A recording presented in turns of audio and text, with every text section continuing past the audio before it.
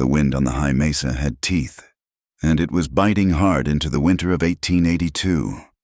Sheriff Eli Brandt felt it through his duster, a cold that settled deep in the bones, the same way the guilt from 2 years prior had settled in his gut.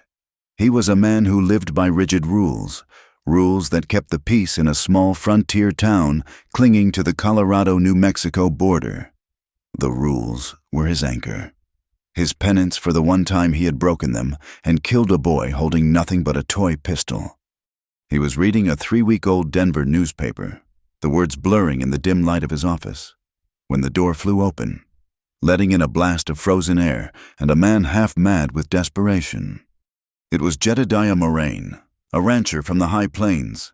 His face was chapped raw and his eyes were wild. "Sheriff, they took her. They took her." Eli set the paper down. His office was always cold. "Sit down. Jedediah, who took who?" "Bandits. From the desert." Moraine choked out, gripping the edge of Eli's desk. "They raided the north pasture 3 weeks back, killed my son's 2 ranch hands. My boy, he's gone. Eli. But his wife, Cassie, they took her. They stole her like she was livestock." Eli's gut tightened. He knew of Cassie Moraine. He knew the rumors. A fiery, sharp-eyed woman who had worked the saloon in Trinidad before marrying Jedediah's son. A woman rumored to have put a bullet in a man who tried to mark her with a branding iron. 3 weeks? Eli asked, his voice flat. "Why are you just now telling me?" "We got a ransom note," Moraine said, pulling a crumpled piece of paper from his coat. "They want silver, $500. They say if we send riders, they'll kill her." Eli Brandt looked at the note. He knew the town council. He knew what they would say. The meeting was short and bitter. Mayor Thompson, a man who preferred politics to people, drummed his fingers on the table in the back room of the general store. Mr. Avery, who owned the store, and Mr. Silas, the banker, looked like they had just swallowed sour milk. $500. Silas scoffed, adjusting his spectacles. "That's reward fund money.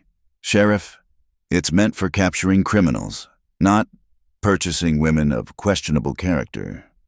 "She was a saloon girl, Eli," Avery added, his voice oily. "She's likely right at home with those bandits. This is a waste of town silver." Eli looked at the men, his face hard as the granite hills. "She is a citizen of this county. She was abducted from her home. Her father-in-law is asking for our help." "Her father-in-law can pay it himself," Silas said. "He doesn't have it," Eli replied. "Not in silver. And he's right. If we send a posse, those bandits will scatter, and she'll be dead before we fire the first shot. This isn't a fight we can win. Silas, not with guns." The mention of a gunfight, of death, hung in the air. They all knew about the boy. They knew Eli Brandt avoided unnecessary gunfire, that he carried the weight of that misread moment every day.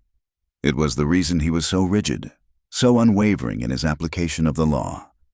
He would not be responsible for another civilian death. "We pay," Eli said. "It wasn't a request.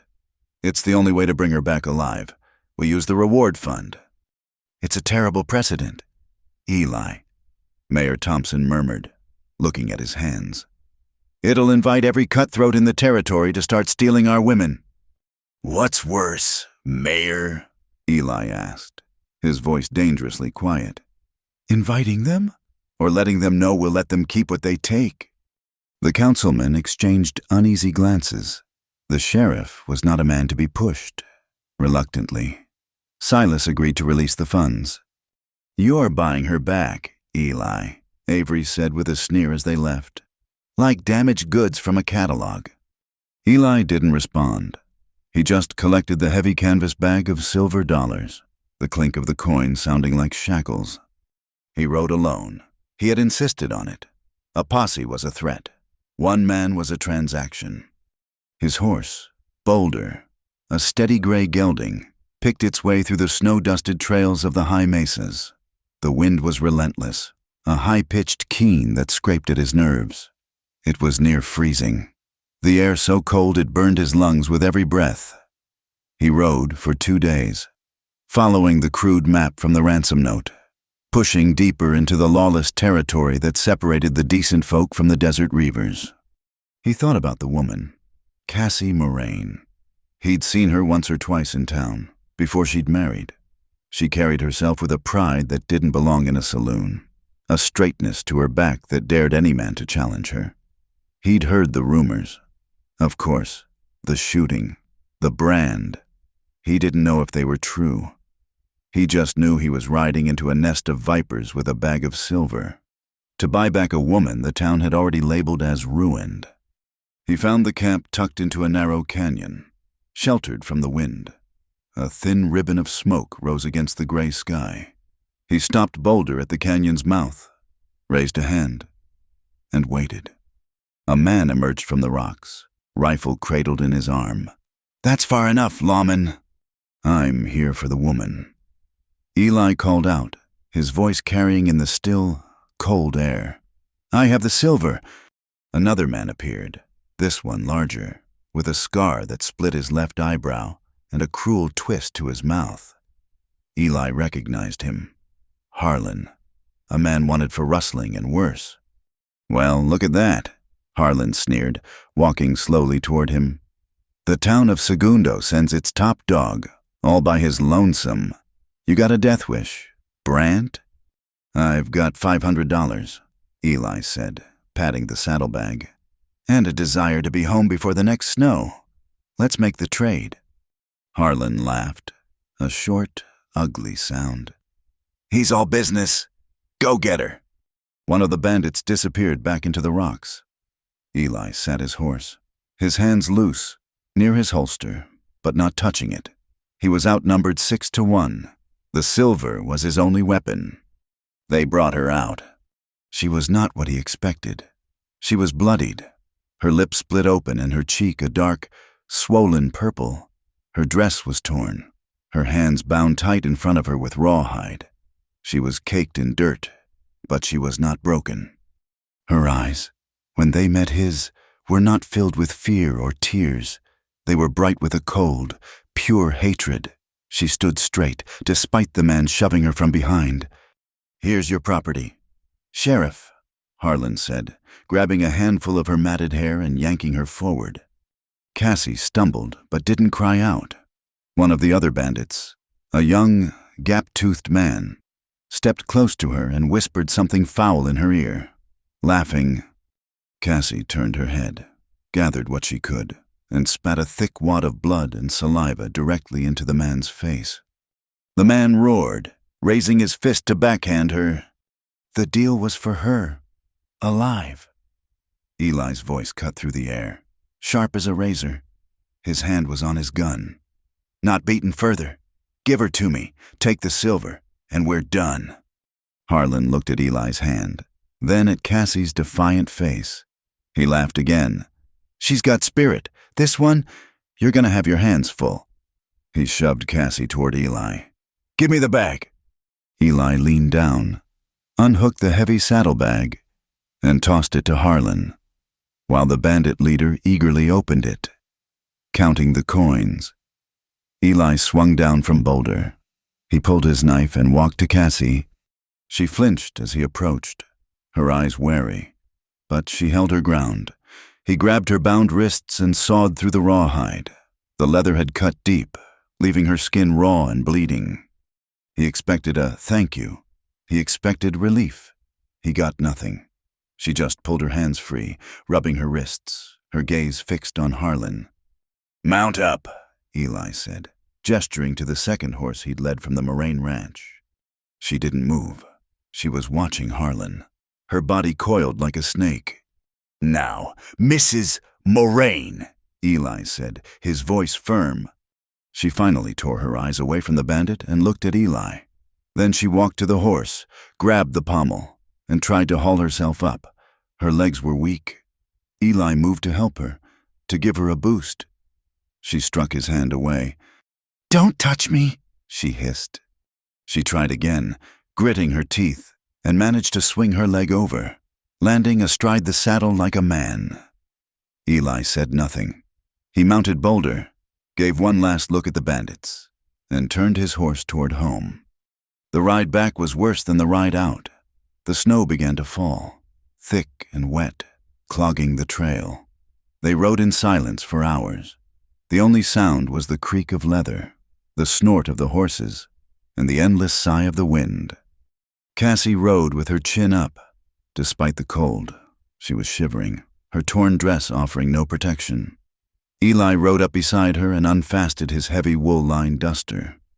"Put this on," he said, holding it out. She stared at it, then at him, suspicion warring with a desperate cold.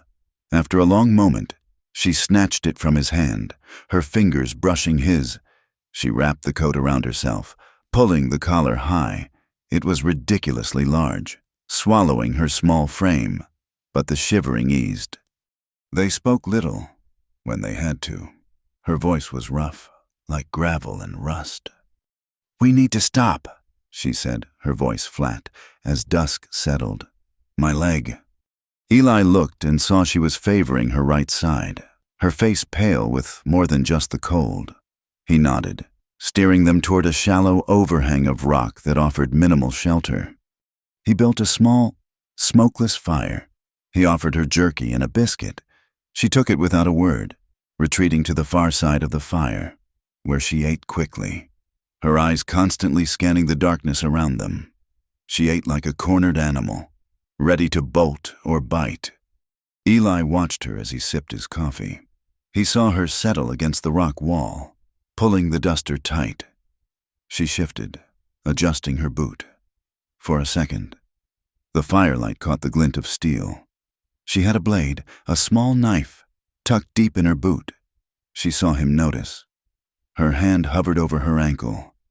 "I keep what's mine," she said, her voice low and challenging.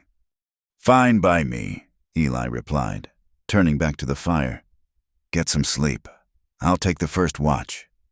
He heard her settle, but he knew she wasn't sleeping. He sat with his rifle across his lap, listening to the snow and the breathing of the horses, very much aware of the wounded, dangerous woman just a few feet away.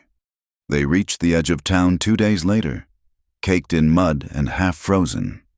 The first thing Eli saw was the curtains twitching in the windows. The town was watching. Mrs. Gable, who ran the town's only boarding house, was sweeping her porch, her face a mask of pinched disapproval. As Eli and Cassie rode down the main street, the whispering started. He could feel it, like a change in the air pressure. The women looked at Cassie, at her torn dress, her bruised face, her riding astride in the sheriff's own coat. They saw a fallen woman, a saloon girl who had gotten what she deserved. Their pity was sharp, and it was worse than their scorn. Eli dismounted in front of the jailhouse, his joints stiff. He turned to help Cassie down. She ignored his offered hand, sliding off the horse herself. Her legs buckled when she hit the ground. Eli grabbed her arm to steady her. She tried to pull away, but she was too weak. "I'll take you to Mrs. Gable's," Eli said, his voice low, trying to shield her from the staring eyes. "You can get a hot bath and a clean room." Cassie looked across the street at the boarding house. She saw Mrs. Gable and 2 other women whispering behind their hands, their eyes raking over her. She saw the disgust. She saw the smug satisfaction. "No," Cassie said. Her voice was quiet, but it was as hard as iron. "Cassie, it's the only place," Eli began, tired, ashamed. "I won't be stared at," she said, looking him dead in the eye. "Not by them. I won't sleep in a room they'll whisper about. I won't eat their food and listen to them pray for my soul." She pulled her arm from his grasp. "I'd rather sleep in the stable with the horses." Eli looked at the boarding house. He looked at Mr. Avery, who was watching from the door of the general store, a smirk on his face. He looked at the clean, cold, righteous town he was sworn to protect, and he felt a sudden, hot shame. Not for her, for them. This was where the rules bent. This was where his rigid, orderly life cracked. He thought of the boy with the toy pistol. He had followed the rules of escalation, and a boy had died. He was tired of rules that felt wrong. "Fine," he said. The word came out harsher than he intended. "You won't stay in the stable." He took her arm again. This time, she tensed, but she didn't fight him. He led her past the jailhouse, past the staring, silent townsfolk. He stopped at the door of the modest stone cabin that stood beside the stable. His home. He unlocked the door and pushed it open, gesturing her inside. "You'll stay here." He didn't turn around, but he heard the collective, scandalized gasp from the street. He stepped inside after her and closed the door, shutting out the town and its judgment. The cabin was one room, Spartan and clean, a narrow bed in the corner, a stone hearth, a table with 2 chairs, and a dry sink. It smelled of wood smoke, coffee, and gun oil. Cassie stood in the middle of the room, water from her melting, snow-caked hair dripping onto the floorboards.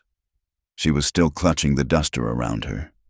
She looked lost, but her eyes were still sharp, darting around the room, noting the rifle rack, the single-locked cabinet, the lack of any personal touch save for a worn book on the bedside table.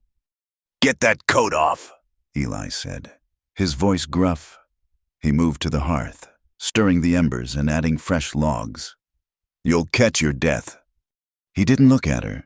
He focused on the fire, willing it to catch, to bring some warmth into the frozen room. She didn't move. He could feel her watching him, her silence a heavy weight. "There's water in the basin," he said, still facing the fire, "and a clean blanket on the bed. You take the bed, I'll sleep in the jailhouse cell." Still, she said nothing. He sighed, the sound lost in the crackle of the new flames. He went to his small chest of drawers and pulled out a tin of salve and a strip of clean linen. He turned to face her. "Those cuts need tending, and your wrists." He stepped toward her. She didn't back away, but every muscle in her body went tight. She looked like a trapped coyote, ready to chew its own leg off to get free. "Give me your hands," he said, his voice gentle for the first time. She hesitated, her eyes searching his for a trick. Slowly, as if they weighed 100 pounds each. She lifted her hands. He took one. It was small, ice cold, and trembling slightly. He turned it over. The rope burns were raw and red. He dipped his fingers in the salve and gently spread it over the wounds. She flinched, a sharp intake of breath through her teeth, but she didn't pull away. He finished with her wrists and looked up at her face. The bruise on her cheek was darker now, a deep purple. Her split lip was cracked and bleeding again. "Sit," he ordered, nodding to the stool by the hearth. She obeyed, perching on the edge of it, her back rigid. She watched him as he carefully dabbed the salve on her lip. Her eyes never left his. They were a deep, guarded brown, and in them he saw exhaustion and pain and a core of unbroken pride. He finished. He stepped back, putting the lid on the tin. "There's stew in the pot from yesterday. Heat it if you're hungry. Bolt the door behind me." He walked to the door, grabbed his rifle, and left the cabin. He didn't look back as he closed the door, but he waited until he heard the heavy wooden bar slide into place on the other side. He stood in the freezing night, the whispers of the town already seeming to echo in the wind. He walked the 10 paces to the jailhouse, took the key to the empty cell, and locked himself in for the night. The next morning, the town was not just whispering, it was buzzing. Eli walked to the general store for coffee and flour. The moment he stepped inside, the conversation stopped. Mrs. Gable and the blacksmith's wife, who had been huddled by the stove, suddenly found a deep interest in a bolt of calico. "Mr." Avery counted out his change, his face carefully blank. "Snow's letting up. Sheriff?" "Seems so," Eli said. "Heard you had a guest," Avery said, not meeting his eye. "She's under my protection until her father-in-law returns," Eli said, his voice leaving no room for discussion. He took his goods and left. He knocked on his own cabin door. "Mrs. Moraine? It's Brant. I have coffee and some flour, if you're of a mind to cook." He waited. He heard the bar scrape back. The door opened a crack. Her hand emerged, took the supplies, and the door closed again. The bar slid home. He was checking the shoes on Boulder when Mayor Thompson and Mr. Silas approached him, their faces grim. "A word, Eli," Thompson said, clearing his throat. Eli stopped, turning to face them. "This is a disgrace," Silas began, not bothering with pleasantries.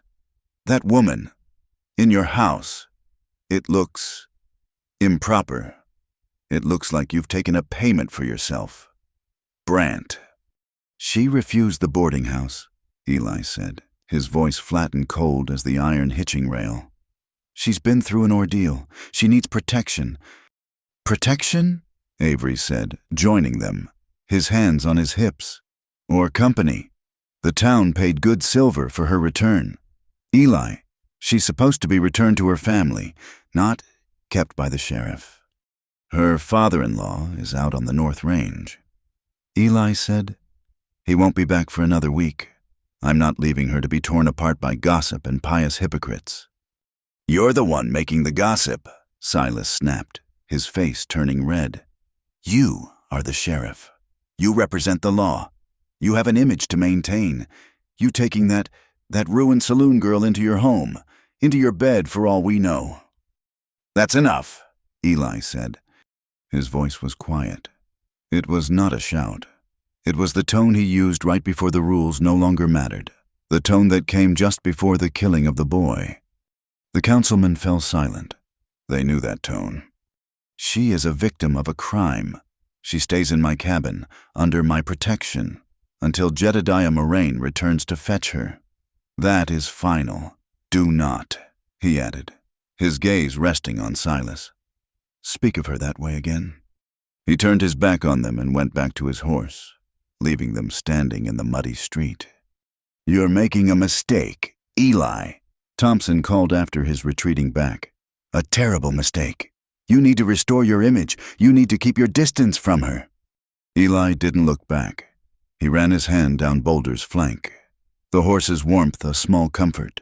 He walked toward his cabin, the weight of the silver badge on his chest feeling heavier and more tarnished than it ever had before. The first days were a silent, brittle truce. Eli slept on the thin, lumpy cot in the jailhouse cell, leaving his home to the woman he had bought. He would rise before dawn, check his perimeter, and return to the cabin. He would knock, announce Brant, and wait. The heavy bar would scrape back.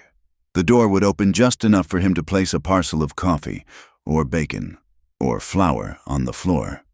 And then the door would close. He would hear the bar slide back into its iron bracket. He was a sheriff locked out of his own home by a woman who was his prisoner, his ward, his scandal. Inside, Cassie was healing. The cut on her lip scabbed and closed.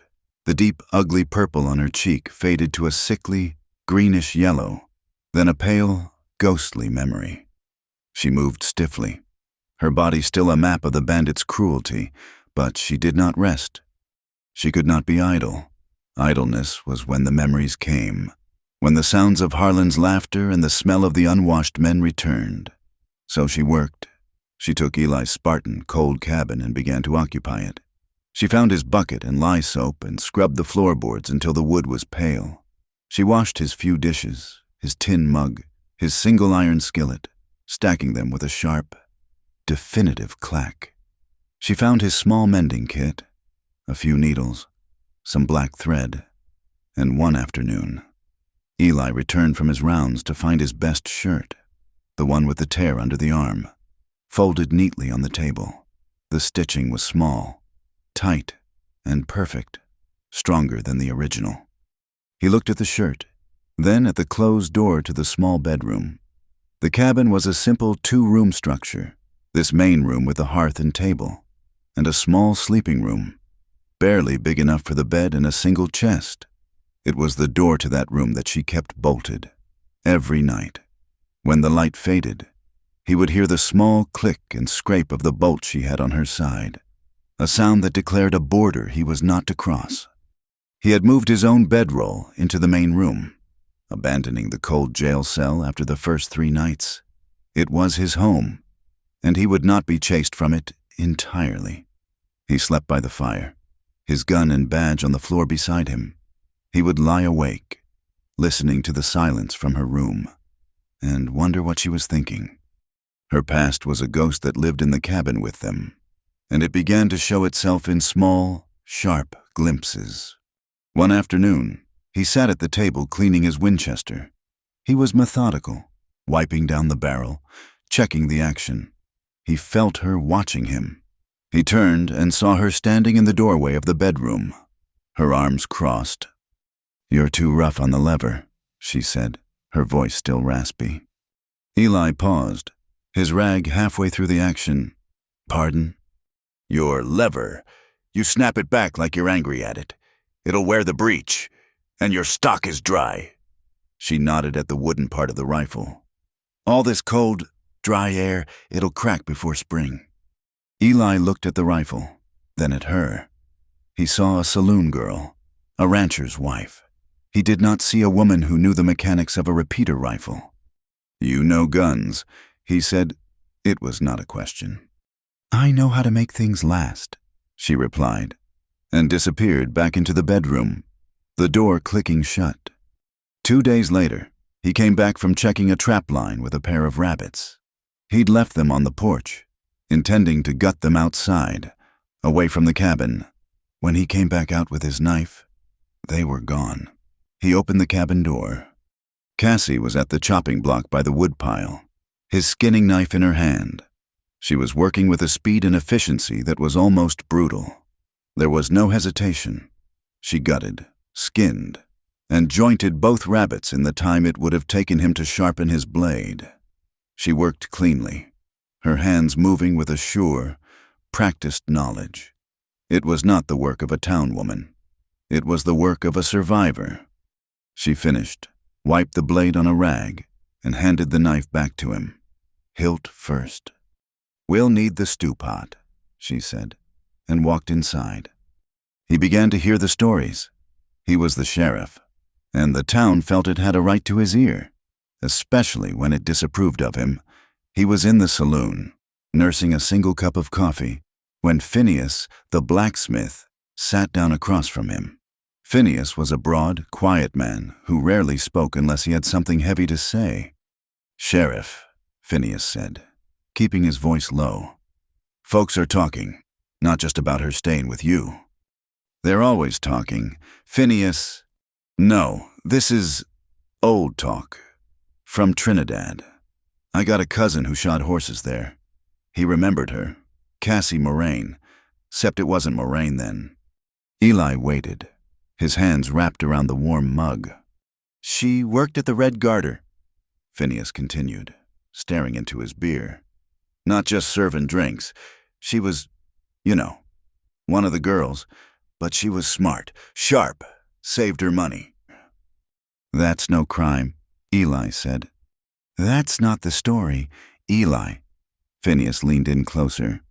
"There was a man, a cattle baron from Texas, name of Stone. He was rich, arrogant, and mean. He took a liking to her, thought he owned her. One night, he got drunk, said he was going to mark his property." Eli's blood went cold. "He pulled a line rider's branding iron from the fire," Phineas whispered, his eyes wide. "A small one, for the hip. He was gonna brand her, like she was one of his herd." Eli's hand tightened on the mug, his knuckles white. "They heard a scream," Phineas said. "Then a gunshot, not loud, a small caliber. Stone's men busted down the door. They found him on the floor, dead, shot once, right in the heart. And her, she was gone. Climbed out the back window, vanished. Took his horse and a bag of his silver." Eli looked at his own reflection in the dark.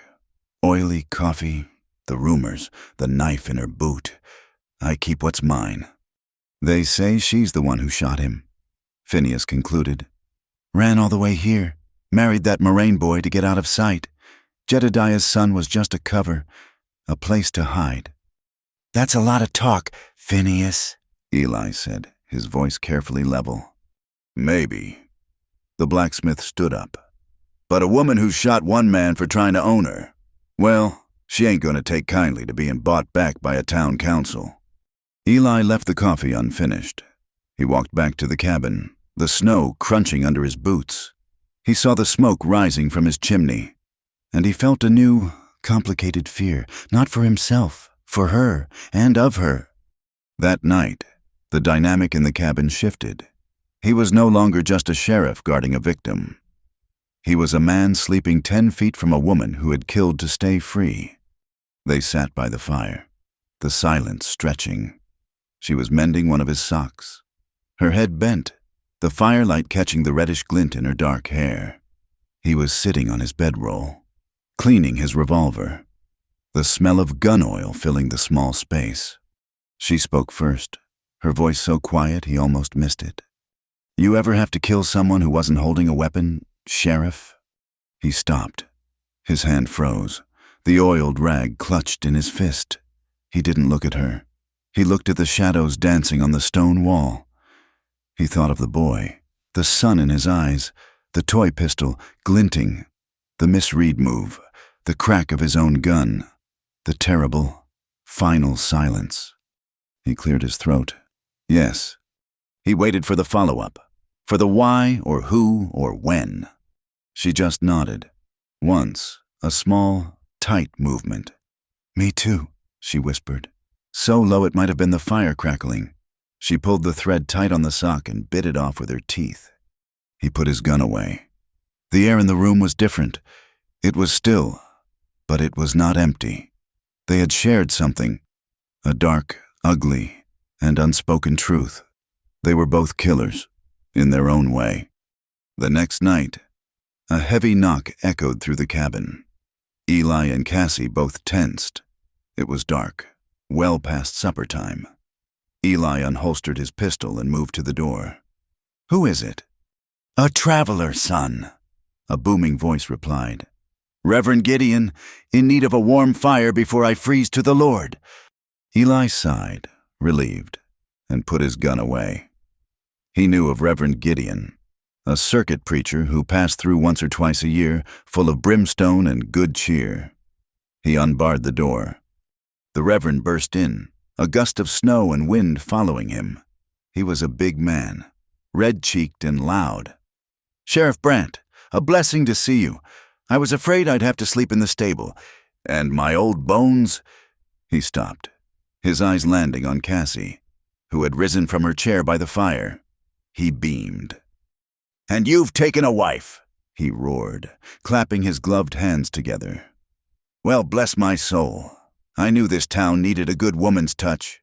Sheriff, you sly dog. You never mentioned this in your letters." Eli froze. The words, "She's not my wife," were on his lips. He saw Mr. Avery, Mr.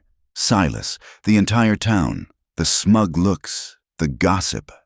Correcting the preacher would be a humiliation. Before he could speak, Cassie stepped forward, her face calm and composed. She smiled, a small, gentle smile that Eli had never seen. "Reverend, it's a hard night to be on the road. Please, come by the fire. Let me get you some hot coffee." Eli stared, his mouth half open. She moved with a quiet grace, taking the Reverend's snow-caked coat, hanging it by the hearth, and pouring him a mug of coffee. She was the perfect picture of a dutiful, welcoming wife. "Well, thank you, Mrs. Brandt," Gideon said, sinking onto the stool. "Thank you indeed. A good, pious woman. That's what this lawless land needs." For 20 minutes, the Reverend drank their coffee and spoke of Scripture. He praised their blessed union and lectured on the sanctity of the home. Eli sat on his bedroll, mute, nodding in the right places. Cassie sat on her chair, her hands folded in her lap, the perfect image of a modest wife. Finally, the Reverend stood, his spirits and body warmed. I must be on my way to the boarding house, but I thank you for your hospitality. Mrs. Brandt, and you, Sheriff. God keep this house." God keep you, Reverend, Cassie said, handing him his coat. Eli walked him to the door, watched him plod through the snow toward Mrs. Gable's, and then closed the door. He turned and leaned against it, the wood solid at his back. Cassie was standing by the fire, gathering the Reverend's empty mug. The demure, pious wife was gone. Her face was hard as stone. "Why did you do that?" Eli asked, his voice rough. She didn't look at him. She stared into the fire. He saw what he wanted to see, a good man and his good wife. A simple, clean story. She picked up the mug and walked to the dry sink, her back to him. "Guess lying comes easy," she said, her voice dripping with a bitterness so cold it chilled him more than the draft from the door. "When the truth gets you stoned." The next day, the snow came in earnest. It started as thick, wet flakes, and by noon, it was a blinding, howling blizzard.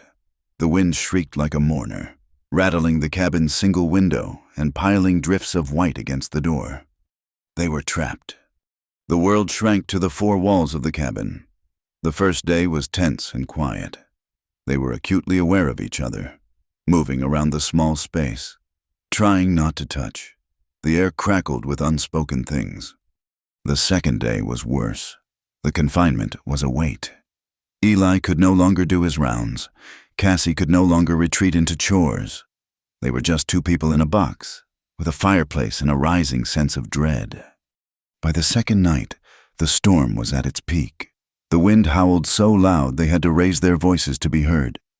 Eli was staring into the fire, his jaw tight. He felt useless, trapped. "You hate this, don't you?" Cassie said. She was pacing, a restless, caged energy coming off her. "Nobody likes being snowed in," Eli said, not looking at her. "That's not what I mean." She stopped, her arms crossed. "You hate this, me, here, this mess. It's not clean. It's not part of your rules." "We're surviving," Eli bit out. "That's the only rule right now." "Is it?" She laughed, a short, ugly sound. "Your rule is, do what's easy.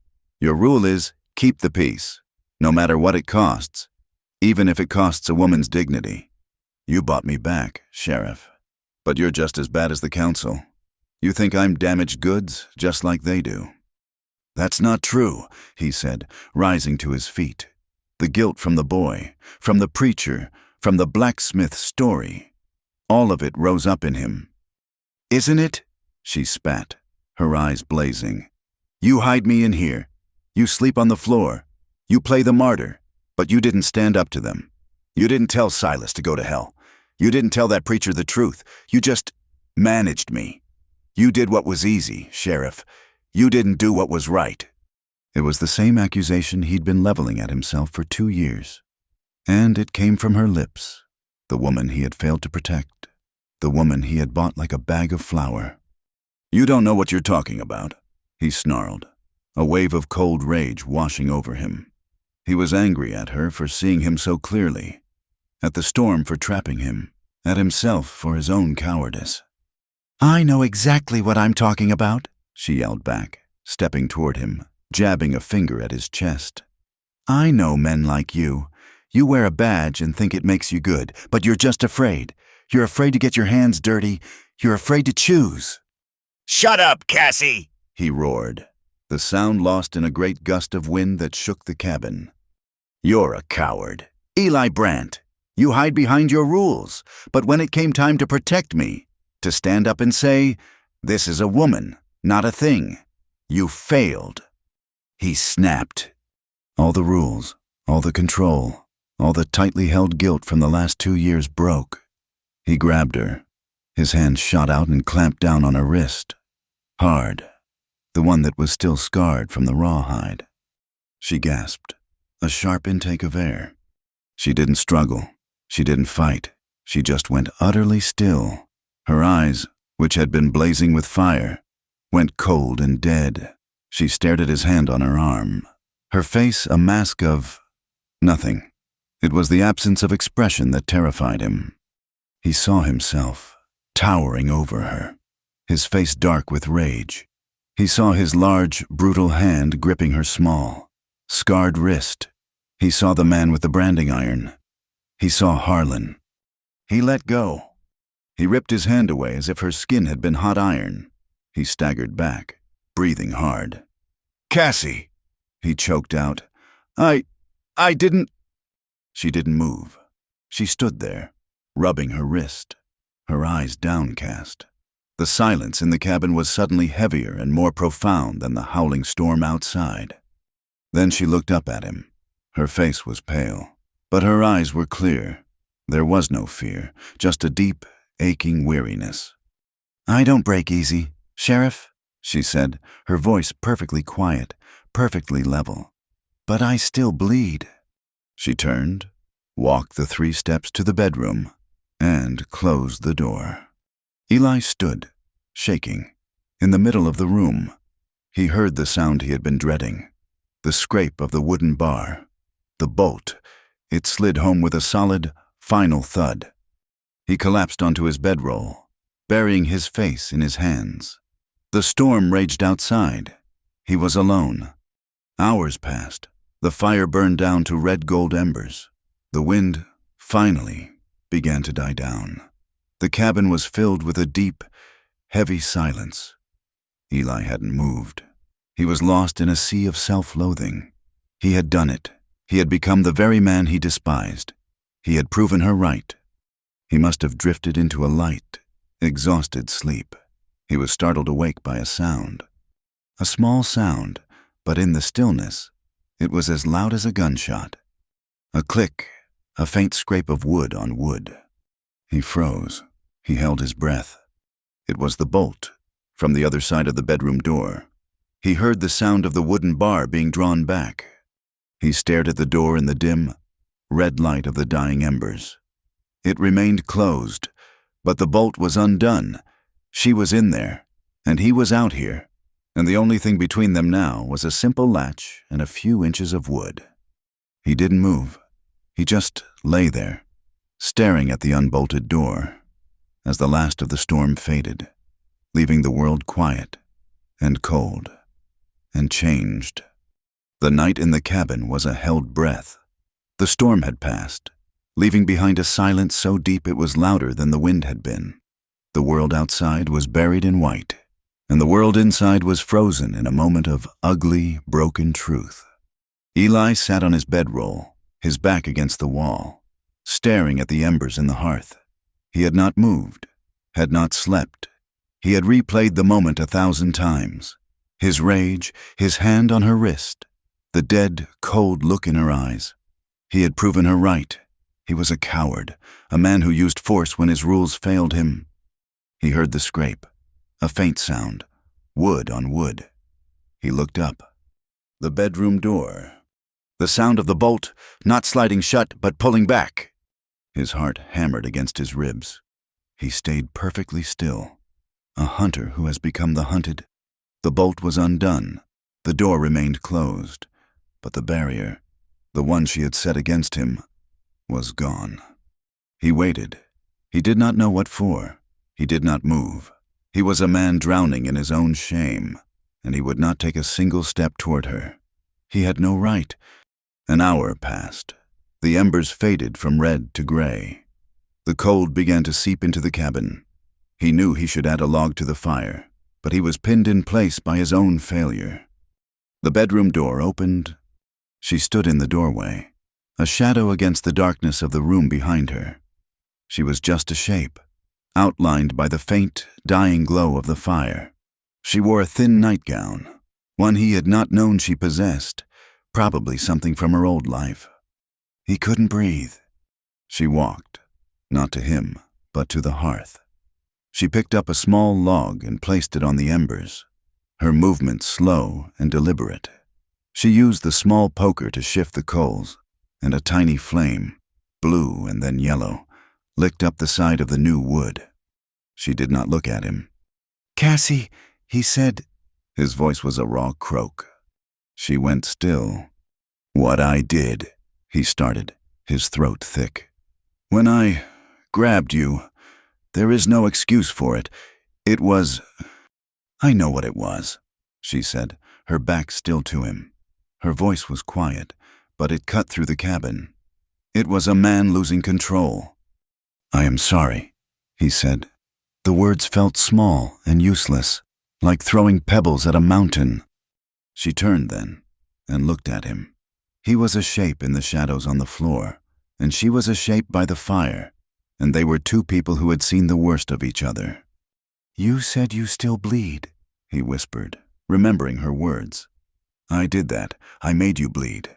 "No," she said. She took a step toward him. "You made me flinch. The bleeding. I do that on my own." She was closer now. He could see her face in the new, flickering light. The bruises were gone, but the memory of them was etched onto her skin. She looked tired. She looked like him. He put his head in his hands. "I'm no better than them, than Harlan, than that man with the brand." "Yes, you are," she said, her voice firm. He looked up, surprised. "They didn't let go," she said. She stood over him, close enough for him to feel the small warmth coming from her. He looked at his hand, the one that had grabbed her. It was a big hand, calloused, scarred, a hand that had taken a life. He reached out, slowly, his hand open, palm up. He did not try to touch her. It was an offering, a question. She looked at his hand for a long time. She looked at his face. He was not the sheriff. He was just a man, broken by his own rules. She sat down on the bedroll next to him, not touching, but close. The space between them was electric, charged with the storm that had passed and the quiet that had followed. "You're cold," he said, noticing her shiver. "So are you," she replied. He looked at her mouth, the lip that had been split and was now healed. He had the overwhelming urge to touch it, to see if it was real. He leaned in, so slowly that she had every chance to pull away, to slap him, to run. She didn't move. She just watched him, her eyes wide and dark. He kissed her. It was not a kiss of passion.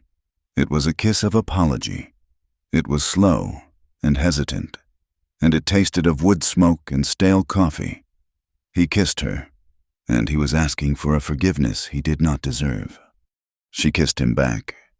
Her lips were soft, and they parted under her hand. The one with the scarred wrist came up and rested on his jaw, her fingers cool against his rough stubble. The kiss deepened, and the small flame in the hearth grew, catching the log, and the cabin began to fill with warmth. He pulled her closer, and she came, shifting from the floor beside him to the space with him, her knees on the bedroll. He broke the kiss, resting his forehead against hers. "Cassie," he breathed. She didn't speak. She just took his hand, the one that had hurt her, and laced her fingers through his. It was slow. There was no rush, no fury. It was a careful, fragile exploration. He pulled the thin blanket from his bedroll and wrapped it around her shoulders. He touched her face, tracing the line of her jaw. She watched him, her gaze intense, as if memorizing him. She trembled, a fine, barely there vibration, and he paused. "Are you afraid?" he whispered. "No," she said, her voice shaking, but not with fear. "I'm not." She was trembling from the sheer, crushing weight of it, the weight of letting someone in, the weight of trusting a man not to hurt her, when all men had ever done was hurt her. She was letting her guard down, and it terrified her more than any bandit's knife. He understood. He kissed her again, gently. He laid her down on the lumpy bedroll, and the world outside, the town, the judge, the bandits, all of it disappeared. There was only the firelit cabin, the sound of their breathing, and this slow, impossible, charged connection. It was not the taking of a saloon girl or the comforting of a victim. It was two broken, lonely people finding a reason to keep breathing, just for one more night. After they lay tangled in the blanket, the fire casting long shadows on the walls, the cabin was warm. Eli felt empty, but it was a good emptiness, a peaceful, scoured clean feeling. Cassie was curled against his side, her head on his shoulder. He thought she was asleep. He wasn't sure what made him speak. Maybe it was the quiet. Maybe it was the feel of her, so solid and real against him. Maybe it was the fact that she had seen his monster, and she was still there. "His name was Miguel," he said, his voice rough in the silence. Cassie tensed, but she didn't speak. 2 years ago, Eli continued, staring at the ceiling. There was a standoff, a family dispute, drunk, with the rifles. I went in. I thought I had it under control. The father was shouting, the wife was screaming, and the son, he was just a boy. 17, maybe 18. He was simple, I think, not all there. He swallowed, the memory rising in his throat. He came out of the barn. The sun was in my eyes, just glaring off the dust. He had something in his hand. It was long. It was dark. He raised it. I shouted.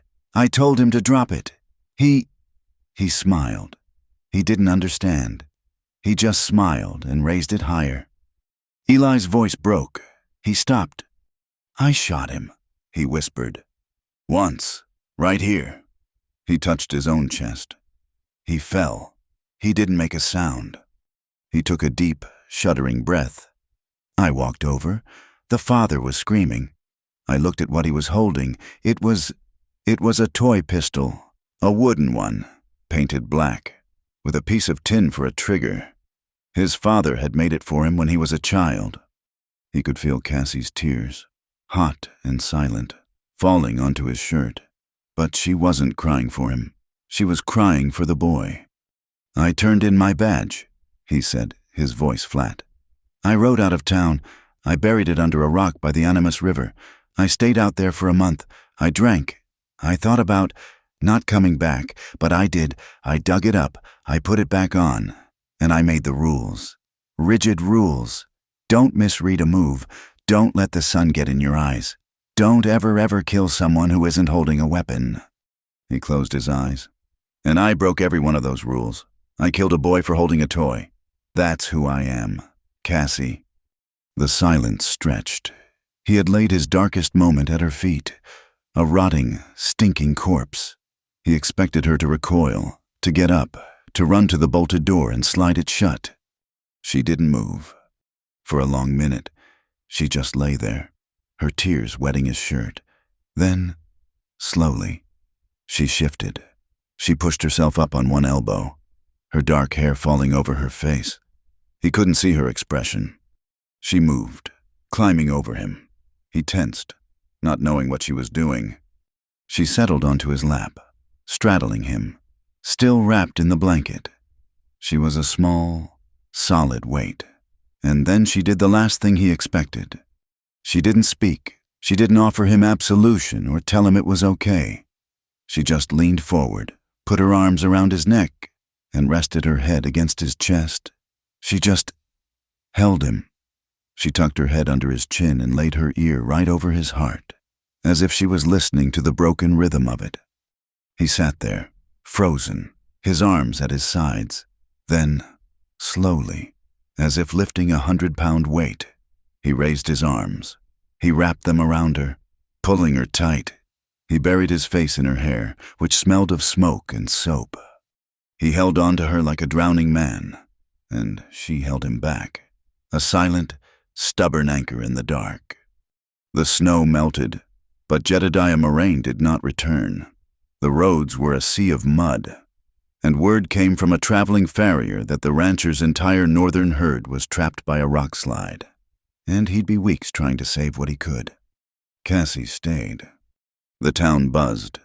Eli Brandt, the rigid, righteous sheriff, was living in sin with a saloon girl he'd bought with their money. But inside the cabin, a different life was taking shape. It was a secret, fragile thing. He slept on his bedroll, She slept in the bed, but the door between them was never bolted. Most nights, they would end up on the bedroll together, talking late by the fire, his arm around her. She told him about Trinidad.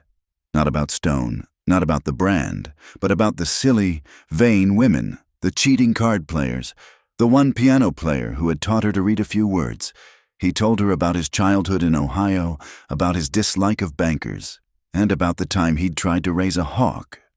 Their relationship was a quiet, unfolding thing. Cassie, however, could not abide being a secret. She was not a scandal. She was not a kept woman. One crisp morning, she took the linen shirt Eli had torn while chopping wood and mended it. Then, she put on her one good dress, the one he had bought her from Avery's store, and walked out of the cabin. She walked to the church. The women of the town were gathered, including Mrs. Gable and Mrs. Avery, their faces pinched and sour. They were in the church basement, cutting scraps of fabric. Sarah, the blacksmith Phineas's wife, a large woman with kind, tired eyes, was organizing a drive for winter quilts. When Cassie walked down the steps, the chatter stopped. It was as if she had thrown a bucket of ice water into the room. Mrs. Gable's scissors stopped, mid-snip. Cassie did not flinch. She did not look at them. She walked directly to Sarah, who stood by a large table. "I heard you need help," Cassie said, her voice clear and strong in the silence. "I can sew." "Mrs." Avery scoffed, a short, ugly sound. "We don't need that kind of help." Sarah looked at Mrs. Avery, then at Cassie. She saw the other woman's defiant, proud stare. She saw the perfect, tiny stitches on the cuff of her worn dress. Sarah was a practical woman. She needed quilts, not gossip. "We can always use another pair of hands. Mrs. Moraine," Sarah said, pointedly using her married name. "We're cutting squares." She handed Cassie a pair of shears. Cassie took them, found an empty chair in the corner, away from the others, and sat down. She picked up a piece of scrap wool and began to cut. Her movements were quick, economical, and precise. The squares she cut were perfect. The whispering started again, but Cassie did not look up. She just worked, square after square, her silence more powerful than their scorn. One morning, nearly a week later, Eli woke before dawn. He reached for his badge, which he always placed on the small, three-legged table beside his bedroll. His fingers met empty wood. He sat up, his heart suddenly cold. He looked around. The badge was gone. A quiet, creeping panic set in. It was more than a piece of tin. It was his penance. It was his identity. He searched the floor around his bedroll. He looked on the mantel. He ran his hands over the rough-hewn table. Nothing. He stood, frustrated and bare-chested in the cold morning air. He looked toward the bedroom. The door was open a few inches. He pushed it open. Cassie was in the bed, her breathing deep and even. Or perhaps she was pretending. The light from the window was just beginning to touch the room. And he saw it. On her bedside table, a small, rickety thing, next to a chipped porcelain cup and the knife she kept from her boot, sat his badge. It was propped up, facing him. Someone had polished it. The tin star gleamed, bright and clean, reflecting the gray morning light. He stood in the doorway, staring at it. Her eyes opened. She met his gaze. She didn't move. She knew what he was looking for. "I was looking for this," he said, his voice thick. She watched him, her expression unreadable. "You lost it," she said, her voice quiet, but with an edge of steel. "You lost it the night you touched me like I wasn't property." He walked into the room. He picked up the badge. It was cold in his hand. He looked at her. He understood. The night they came together, he had not been the sheriff. He had been a man. He had set the badge down, and she had claimed it. He pinned the star to his shirt, the metal heavy against his chest. The weight of it felt different. It felt shared. He was buttoning his shirt when the carriage rolled into town. It was too clean, too black, the horses too fine. It splashed through the mud of the main street and stopped in front of the jailhouse. A man stepped out. He was tall, dressed in a black wool suit, with a heavy gold watch chain strung across his vest. His face was thin, his eyes pale and cold. It was Judge Alistair Thorne, from the Santa Fe Circuit, a man who had built his reputation on punishing fallen women and upholding a brutal, uncompromising version of the law. Within an hour, Eli was summoned, not to his office, but to the back room of Avery's store. The counsel was there, Thompson, Silas, Avery, all looking nervous and self-important. Judge Thorne sat at the head of the table, a stack of papers in front of him. "Sheriff Brandt," the judge said, his voice like gravel. "We have a problem." Just then, the door opened, and one of Avery's stock boys pushed Cassie into the room. The judge sent for her too. He muttered and fled. Cassie stood by the door, her back straight, her hands clasped. She looked at Eli. "It has come to my attention," Judge Thorne began, tapping the papers, "that the good town of Segundo, using $500 of public reward funds, did purchase this woman, one Cassie Moraine, from a band of associates." He sneered the word. "I am here to investigate charges of fraud. Fraud, Mrs. Moraine, for conspiring with these bandits, falsely claiming victimhood, and defrauding the town of its silver." Silas and Avery nodded, their faces smug. This was their solution. "That's a lie," Cassie said, her voice low. "Silence," Thorne barked, his pale eyes flashing. "You are a known prostitute from Trinidad. You consort with criminals. It's a simple, and in this case, a quite profitable, scheme." He looked at Eli, his gaze cold and assessing. "Sheriff, arrest this woman." The room went silent. All eyes were on Eli. He could feel Cassie's gaze on him, but he did not look at her. He looked at the judge. He looked at the smug faces of the councilmen. He felt the weight of the badge on his chest, the one she had polished. He put his hand on it, not to his gun, to his badge. "No," Eli said. The silence in the room thickened, became heavy and suffocating. "What did you say, Sheriff?" Judge Thorne asked, his voice dropping to a dangerous whisper. "I said no," Eli repeated. His voice was steady. "There's been no trial, no evidence has been presented, no jury has been convened. She is a citizen of this county, and she is under my protection. You will not arrest her." Judge Thorne's thin lips twisted into a cruel, knowing smile. He looked from Eli to Cassie, who was standing just behind Eli's shoulder. He saw the way the sheriff stood, a bulwark between her and the room. "Under your protection," the judge said, savoring the words. "I see." He chuckled, a dry, rattling sound. "It seems the rumors are true. Sheriff Brandt, you're not protecting the law. You're protecting your investment." He leaned forward, his voice dropping so only the men at the table could hear. "You're just another weak-willed man, caught between his pants and his badge." He smiled, his eyes full of ice. "And it seems, Sheriff, you've made your choice." The air in the back room of Avery's store was so thin and cold it hurt to breathe. Judge Alistair Thorne's words hung in the silence. A noose dropped around Eli's neck. "Caught between your pants and your badge." Eli looked at the judge, this man of paper and ink, whose cruelty was as clean and sharp as a letter opener. He saw the smug satisfaction on Silas's face and the nervous, eager spite on Avery's. They had him. They had finally found a way to corner the rigid Sheriff Brandt, to use his one moment of human compassion against him.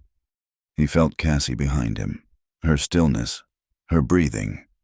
She was a living thing, and these men were talking about her as if she were a line in a ledger, a fraudulent entry to be corrected. "Well, Sheriff," Thorne pressed, leaning back in his chair, "are you a lawman, or are you just her Keep her. Arrest the woman. Eli's hand was on his badge. He could feel the cold tin through his shirt, the star's 5 points digging into his palm. He thought of the boy, Miguel, and the toy pistol. He had killed that boy by following a rule that was wrong. He had lived by rules ever since, hoping to atone. Now, he was being asked to follow another rule, to arrest this woman. And he knew, with a certainty that settled deep in his bones, that this rule was just as wrong. He had lost his badge the night he touched her like she was a woman. She had said it. She had polished it and given it back, not as his penance, but as his choice. He looked at Judge Thorne. He looked at the councilman. "You're right, Judge," Eli said, his voice quiet. Avery and Silas smiled. Cassie's breath hitched behind him. "I am caught," Eli continued, his voice as level as a gun barrel. "And I've made my choice." He unpinned the badge. The small scraping sound of the pin pulling free from the heavy wool of his shirt was the only sound in the room. He held the polished tin star in his palm. It was clean. It was bright. It was a lie. "You want the law?" Eli said to Thorne. "Here it is." He stepped forward. He did not hand the badge to the judge. He did not place it on the table. He threw it. He threw it hard, and it spun through the air, clattering onto the rough-hewn floorboards at Judge Thorne's feet. It spun, the sound echoing, and then lay still, a piece of tin. "You can have the badge," Eli said, his voice empty of all but finality. "I resign." Thorne's face, for the first time, showed a crack of surprise, quickly replaced by rage. "You think this frees you, Brant? You are obstructing justice. You are an accomplice." "I'm just a man. Judge," Eli said. He turned, his shoulders feeling impossibly light. He looked at Cassie. Her eyes were wide, not with fear, but with a new, stunned, blazing light. He held out his hand. She took it, her fingers, small and strong, laced with his. "Get out," Thorne hissed. "Both of you, get out of this room." "With pleasure," Eli said. He pulled Cassie with him. He opened the door, and they walked out of the store. Not into the back alley, but straight through the main entrance. They stepped out onto the muddy boardwalk, into the cold, clear light of day, hand in hand. The town was there. It was as if they had been waiting. Mrs. Gable, sweeping her porch, stopped, her broom froze in midair. Phineas, the blacksmith, was at his forge, his hammer silent. A few ranchers, in town for supplies, stared. They all saw it. The sheriff, without his badge, holding the hand of the saloon girl he'd bought with their money. Eli Brant and Cassie Moraine walked down the center of the street, not to the jailhouse, but to the cabin. The whispers started before they had taken 10 steps. It was a wave of sound, a rustle of judgment that followed them. Some of the faces he passed looked on with a grudging admiration. Young Timothy, who worked at the stables, watched with wide eyes. Sarah, Phineas's wife, who had accepted Cassie's help, had a look of deep, pained understanding. But most did not. Mrs. Gable's face was a mask of vindicated scorn. Mr. Avery, who had followed them to his store's doorway, looked triumphant. Silas, from the bank window, looked like a man who had just foreclosed on a mortgage. They were whispering that he'd thrown away his dignity, that he'd tossed his honor in the mud for a woman with a dirty past, that he was a fool, a weakling, a man ruined by his own base needs. Eli heard none of it. He heard only the sound of Cassie's boot heels crunching in the mud beside him. He opened the door to the cabin, his cabin, their cabin, and ushered her inside. He followed, closing the door and sliding the bolt, not to lock her in, to lock the world out. The cabin was silent for a long time. They stood in the middle of the room, still holding hands, the adrenaline of the confrontation slowly ebbing away, leaving a cold, stark reality. He was no longer the sheriff. He was just Eli Brant, And she was just Cassie Moraine. They had nothing but this small stone room and a town that hated them. She let go of his hand. He watched her.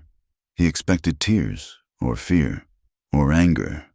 Instead, she went to the chest at the foot of her bed. She opened it.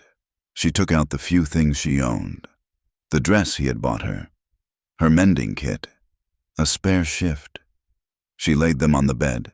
Then she went to his cupboard and took a small, empty flour sack. "What are you doing?" he asked, his voice rough. "Packing," she said. She didn't look at him. She began to fold her dress, her movements quick and jerky. "We have to leave, now, before he sends someone for us." "We're not leaving," Eli said. She stopped. She turned to face him, the flour sack clutched in her hand. "Eli, did you not see him? That's a judge. That is the law. And you just spat in his eye. He will not let this go. He will send men. He will hang you for obstruction. And he will take me." "We're not running," he said, his voice stubborn, low. "Why not?" she cried, her voice suddenly breaking. "What is here for you? This town? They hate you. They hate me. This cabin? This pile of rocks? There is nothing here?" She came to him, grabbing the front of his shirt. "Listen to me. Eli, I know how to run. I am good at it. We can go east. We can go to Kansas. We can get lost. We can be new people. We can be Mr. and Mrs. Smith or Jones or anything. We can have a small farm. I can sew. You can build things. We can be free." Her eyes were bright with a desperate, pragmatic hope. This was her way. This was how she had survived. You ran, you hid, you changed your name. You did not stand still and let them kill you. He put his hands on her shoulders. "Cassie, I can't." "Why?" she pleaded. "For your pride? Is it that?" "No," he said, and the word was full of an old pain. "Because I've run before." She frowned, not understanding. "When I killed that boy," he said, his voice hollow, "I ran. I told you I buried the badge. I buried myself. I hid in a bottle, and I hid in the mountains. I ran from what I did, and it solved nothing. It just let the guilt fester." He looked her in the eyes. "I am not running from this. What I did today, throwing that badge down, choosing you. That was the first right thing I've done in 2 years. It was the first thing that wasn't about rules or penance. It was just true, and I will not run from it. I will not." "So you'll just stay here and let him destroy us?" she asked, her voice turning to ice. She pulled away from him. "I will stay here," he said, "and I will face what comes. This is my home. You are here. We don't run." "That's a fool's answer," she said, her voice bitter. She threw the flour sack on the floor. "It's a man's answer. It's an answer that will get us both killed. You stand. You fight. You make a grand gesture. And I'm the one who ends up tied to a post. I'm the one who gets branded." She turned her back to him, her shoulders shaking. "You don't know what it is to be a thing, Eli. A thing to be bought, a thing to be claimed, a thing to be marked. I do, and running is all I have. You just took that away from me." He had no answer for that. He just stood there, the man who had given up everything, and now realized it was not enough.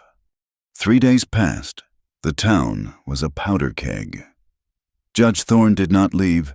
He stayed in the best room at Mrs. Gable's boarding house, conducting his investigation. This meant he sat in the saloon with Silas and Avery, drinking their whiskey and writing in his ledger. He had hired 2 men, rough-looking deputies from Santa Fe, who wore badges and strutted the boardwalks. One of them was a man named Slade. He was tall, thin, with a face like a ferret and a pistol tied low on his hip. He never seemed to sleep. He just watched the cabin. Eli and Cassie were prisoners. When Eli went to the general store, Avery would be fresh out of whatever he asked for. The town turned its back. On the third night, the shouting started. Fire! Fire at the smithy! Eli and Cassie ran to the door. The night sky was a terrifying, bright orange. Phineas's barn, the one attached to his forge, was engulfed in flames. Dear God, Eli breathed. He grabbed his coat. Stay here. Bolt the door. No, Cassie said, grabbing her own shawl. Phineas and Sarah. They were good to me.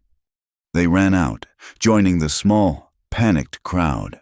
Men were forming a bucket brigade from the town well, but it was hopeless. The hay was too dry, the wood too old. The barn was going to be a total loss. Phineas was on his knees in the mud, his face black with soot, his great shoulders slumped. Sarah was holding him, weeping. Judge Thorne was there, standing on the boardwalk in front of the saloon, a safe distance from the heat. His 2 hired deputies were with him. And then Slade, his ferret face lit by the fire, He pointed directly at Cassie. It was her, he shouted, his voice cutting through the roar of the flames. I saw her. She did it. The crowd went silent. Everyone turned. They looked at the fire, then at Cassie, who stood beside Eli, her face pale with horror. She's lying, Cassie said. We were in the cabin. She's taking revenge, Avery shouted from the crowd. Revenge on the town that wouldn't have her. She's a vindictive harlot. That's a lie, Eli roared, stepping in front of Cassie. We were at home. You all saw us come out. She's a witch, a fire starter. Mrs. Gable shrieked, her face twisted with a righteous, ugly fury.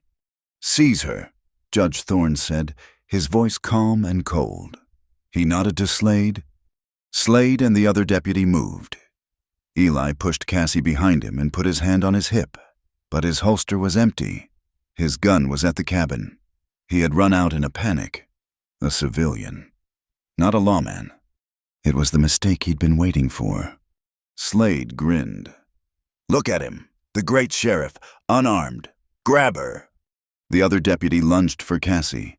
Eli hit him, a hard, fast right that sent the man sprawling. But Slade was faster. He slammed the barrel of his pistol into the side of Eli's head. Eli went down, the world exploding in white light and pain. He heard Cassie scream his name. He tried to get up, his vision swimming, the mud and straw of the street scraping his face. He saw Slade grab Cassie by the hair. He saw the other deputy get up and kick him, hard, in the ribs. No, Eli choked, trying to rise. Hold him, Slade ordered. 2 of Avery's men, caught up in the mob, grabbed Eli's arms and pinned him, forcing him to watch. We have a way of dealing with arsonists in Santa Fe, Slade announced, his voice carrying over the crowd. He uncoiled the lariat from his saddle. He tied Cassie's hands, pulling the rope brutally tight. Stop, Cassie screamed, kicking, fighting. Eli, stop them! Slade laughed. He looped the rope around her waist, cinching it. He tied the other end to his saddle horn. And we have a special way of dealing with pretty, lying whores who cost good men their jobs. He mounted his horse. He looked at Eli, pinned and helpless. This is from the judge. Then he kicked Cassie. He kicked her hard, knocking her off her feet, into the deep, sucking mud of the main street. No, Eli roared, a sound of pure animalistic fury. He threw the men off him as if they were children. But Slade was already on his horse. He dug his spurs in. The horse lunged. The rope went taut, and Cassie was dragged, face down, through the mud, the slush, the filth of the street. The crowd gasped. Some women screamed. Phineas, seeing this, rose, his face a mask of fury. What are you doing? She's innocent. Slade ignored him. He dragged her 10 yards, then 20, her body tumbling over the ruts, her clothes ripping, her screams lost. Eli was on his feet. He was not a man. He was pure, cold, white-hot rage. He did not run to Slade. He did not try to fight the horse. He turned and he ran, faster than he had ever run in his life. Back to the cabin. He burst through the door, his head bleeding, his ribs aching. He grabbed his Winchester from the rack. He checked the action. He chambered around. He stepped back onto the porch. Slade had stopped. At the far end of the street, he had reined in his horse. He was laughing, turning the horse in a circle. Cassie was just a heap, a pile of rags in the mud. He was enjoying his work. Had enough, harlot, Slade called out, his voice echoing in the sudden, horrified silence. The barn was still burning, a silent, terrible backdrop. Slade. Eli's voice. It was not a shout. It was a command. It cut through the night. Slade turned. He saw Eli standing on the porch of the cabin, 100 yards away. He was holding the rifle. Slade's grin faded. His hand went to his pistol. You're a dead man, Brent. You're obstructing a— Get off the horse, Eli said. Slade drew his pistol. He was fast. He raised it, aiming at the dark shape on the porch. He fired.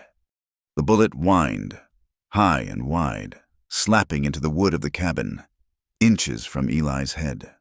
Eli did not flinch. He raised the Winchester to his shoulder. He did not aim for the arm or the leg. He did not fire a warning shot. He thought of the toy pistol. He thought of his rules. He saw Cassie, a broken thing in the mud. He squeezed the trigger. The rifle cracked, a single, definitive, deafening sound that was louder than the fire. Slade was thrown backward from the saddle, as if punched by a giant's fist. His pistol flew from his hand. He landed on his back in the mud. His arms splayed. His eyes opened to the smoke-filled sky. He was dead before he hit the ground. Silence. The entire town, frozen. The only sound was the crackle of the fire. Eli Brandt walked down the steps of the cabin. He walked, the smoking rifle held at his side, through the center of the street. He did not look at the judge. He did not look at the councilman. He did not look at the body of the man he had just killed. He walked past the body, past the horse. He walked to Cassie. She was a mess of mud and blood and torn fabric. Her hair was matted. She was shivering, a low, keening sound coming from her. He knelt beside her. Cassie. She looked up. Her face was raw, scraped, but her eyes were alive.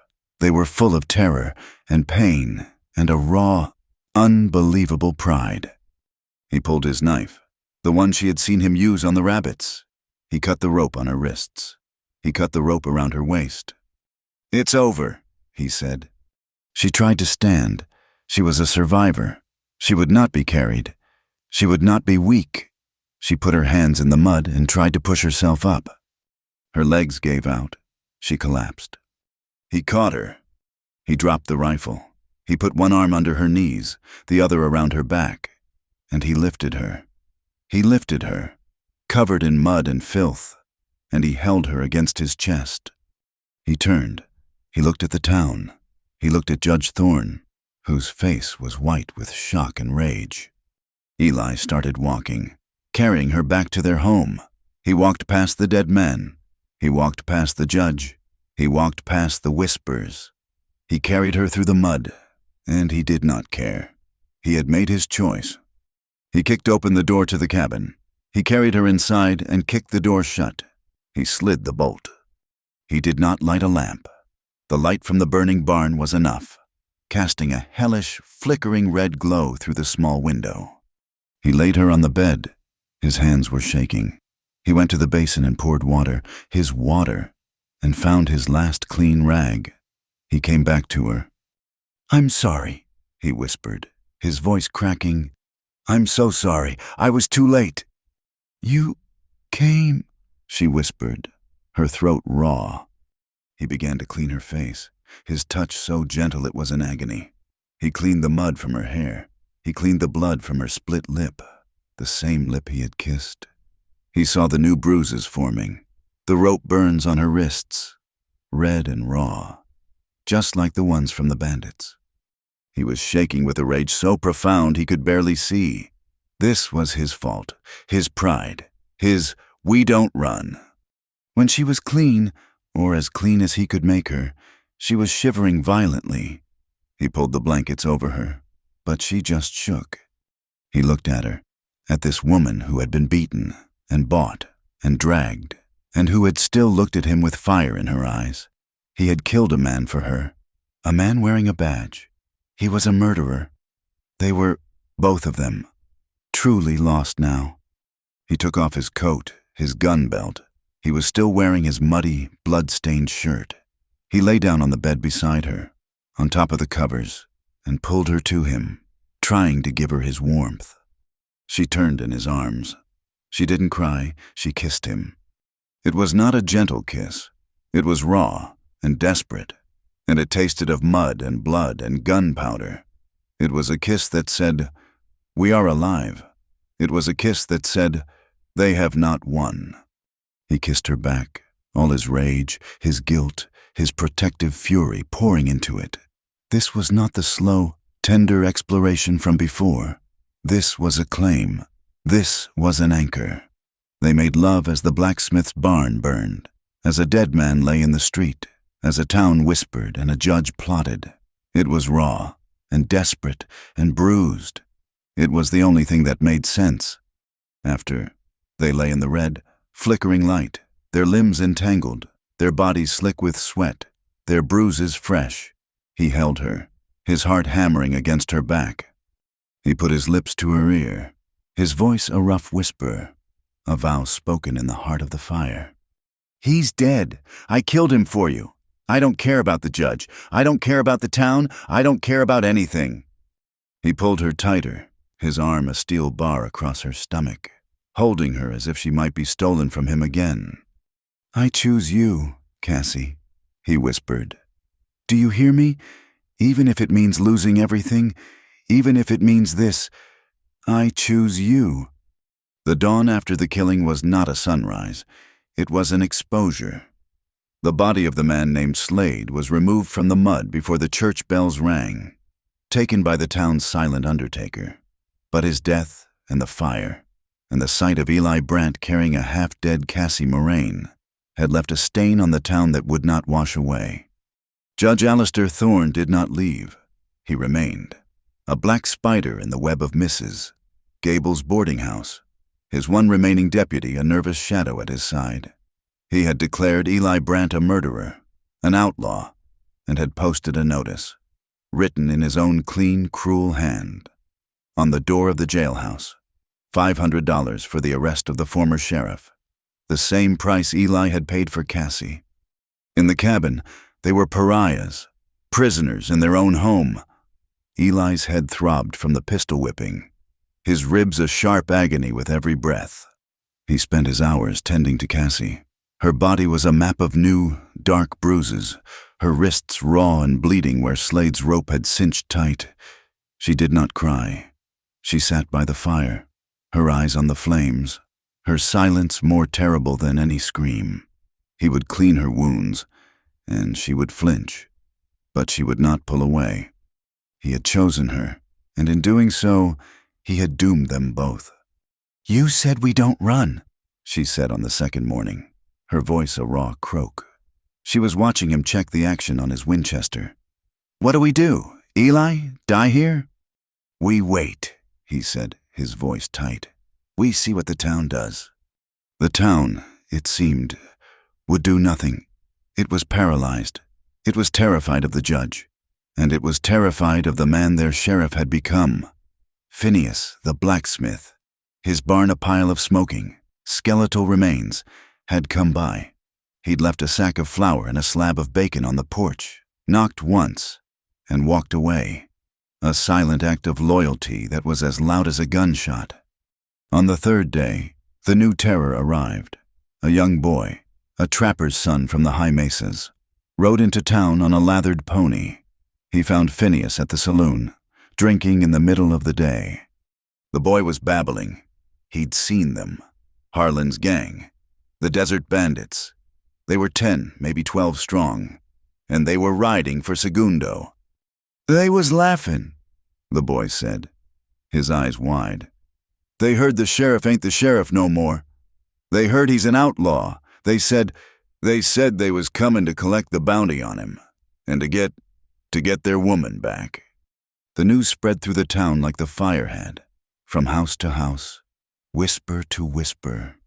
Harlan was coming, and this time there was no sheriff, just a murderer in a cabin, a corrupt judge in a boarding house, and a town full of cowards.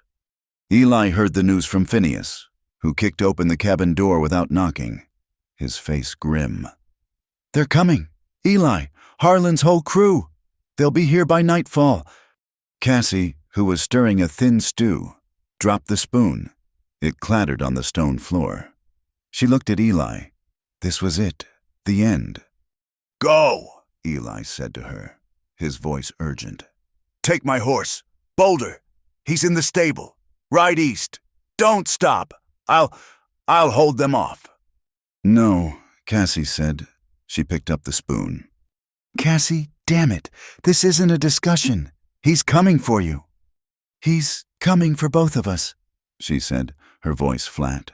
She looked at the bruises on her arms, the one Slade had given her. "I'm done running. Eli, you were right about that. I've been running my whole life. From Trinidad. From them. From him." She looked up, and her eyes were not afraid. They were burning. "You said we don't run. So we don't. We fight." "Fight?" Eli laughed, a short, bitter sound. "With what? Me, a blacksmith, and a town that wants to hang me?" "Mr. Brant," a new voice said. Eli turned. An old man stood in the doorway Phineas had left open. He was thin as a rail, with a white, drooping mustache and eyes that had seen too much. It was Abner Cole, the man who had been sheriff for 20 years before Eli. He'd retired, quiet, and spent his days playing checkers and spitting tobacco. "You were always a hothead, Eli," Abner said, stepping inside. He was holding a long, heavy Sharps rifle. "But you were a good sheriff, and what you did to that bastard Slade, well, that was justice. The law, as written by that peacock from Santa Fe, ain't worth the paper it's on." He nodded to Phineas. "The judge is in the saloon. He's telling everyone that this is God's judgment, that the bandits are here to cleanse the town of its sin, meaning you. He says if we hand you and Mrs. Moraine over, Harlan will leave the rest of us alone." "And the town?" Eli asked, his gut cold. "Silas and Avery are all for it." Phineas spat. "The rest, they're just scared. But I told 'em I'm standing with the man who shot my barn's true arsonist." "You don't know Slade burned your barn," Eli said. "He was the only one smiling," Phineas said, his big hands curling into fists. "And I'm standing with him. So is Abner. That makes 3 of us." "4, Cassie said. Eli looked at her. She was lacing up her boots, the ones with the knife tucked inside. Her movements were stiff, her whole body aching from the dragging.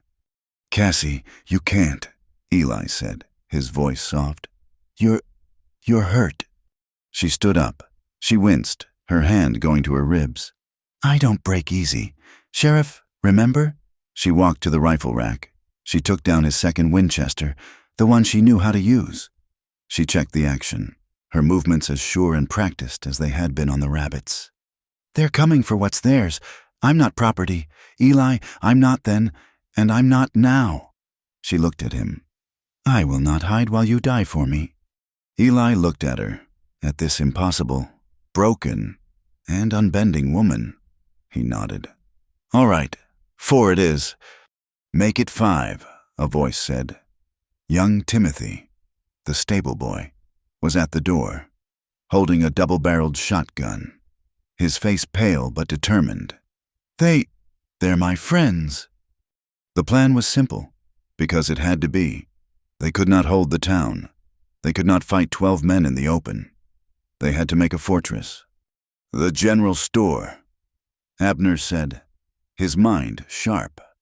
"Avery and Silas are holed up in the bank, praying. The store is solid stone, 2 floors, good sight lines. But it's in the center of town. Eli argued. "We need to stop them at the edge." "No," Abner said. "Let 'em come in. Funnel 'em. The street's narrow. We'll set up in the store. Phineas, you and Timothy take the street-level windows. Eli, you're the best shot. You take the roof, I'll cover the alley." "And me?" Cassie asked. Eli and Abner both looked at her. "She's with me," Eli said, his voice final. "She's a good shot. She can load. She'll be on the roof." Night fell. A new, bitter snow began to fall. Small, icy flakes that hissed in the wind. The town was a graveyard. Every window was dark. Every door was bolted.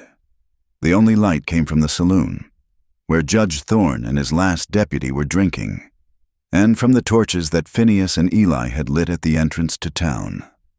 A false welcome. They moved like ghosts. They broke the lock on Avery's general store. The shelves were packed with goods the owner had refused to sell to Eli.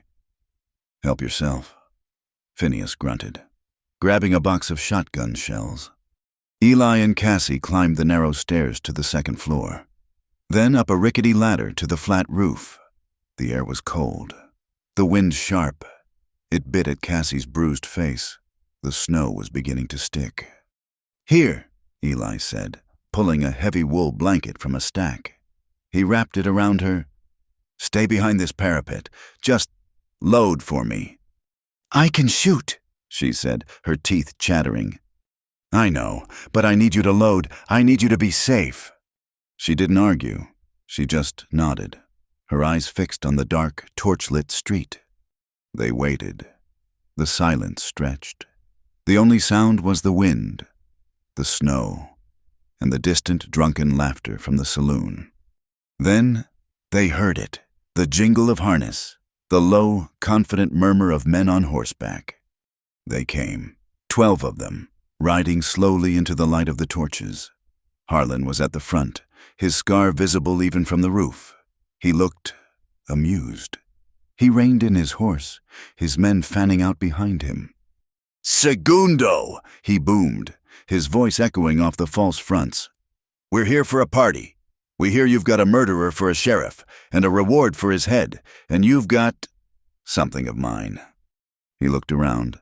"Brand, I know you're here, you bastard. You shot that law dog. I'm impressed. But you've overstayed your welcome. Send out the whore, send out Cassie, and we'll just take the bounty for you. No one else has to die." Down below, Eli could hear Phineas's breathing, heavy and ragged. Eli raised his rifle. He sighted on Harlan. "Now, Eli," he whispered. "Wait," Cassie said, her hand on his arm. Just then, a light came on in the bank. The door opened. Silas, the banker, stepped out, his hands raised, a white handkerchief in his hand. "Wait, Mr. Harlan, sir!" Silas cried, his voice trembling. We are reasonable men. The town is not with him. He's in the general store. We'll help you." Harlan laughed. "Look at that, a brave little rabbit." He unholstered his pistol. "I don't make deals with rabbits." He shot Silas. Once. The banker grabbed his stomach, a look of profound surprise on his face, and fell. "Now," Eli said. He fired. His shot cracked through the night, taking the bandit to Harlan's right. The man screamed and toppled from his horse. "It's a trap," one of the bandits yelled. The street exploded. Gunfire erupted from the ground floor as Phineas and Timothy let loose with buckshot. Abner's sharps boomed from the alley, a sound like a cannon. Harlan and his men scattered, diving for cover, firing wildly. Bullets ripped into the stone walls. "Load!" Eli yelled, firing again, taking another man's horse. On the roof, Cassie was a machine. Her hands were raw, her body aching, but she did not falter.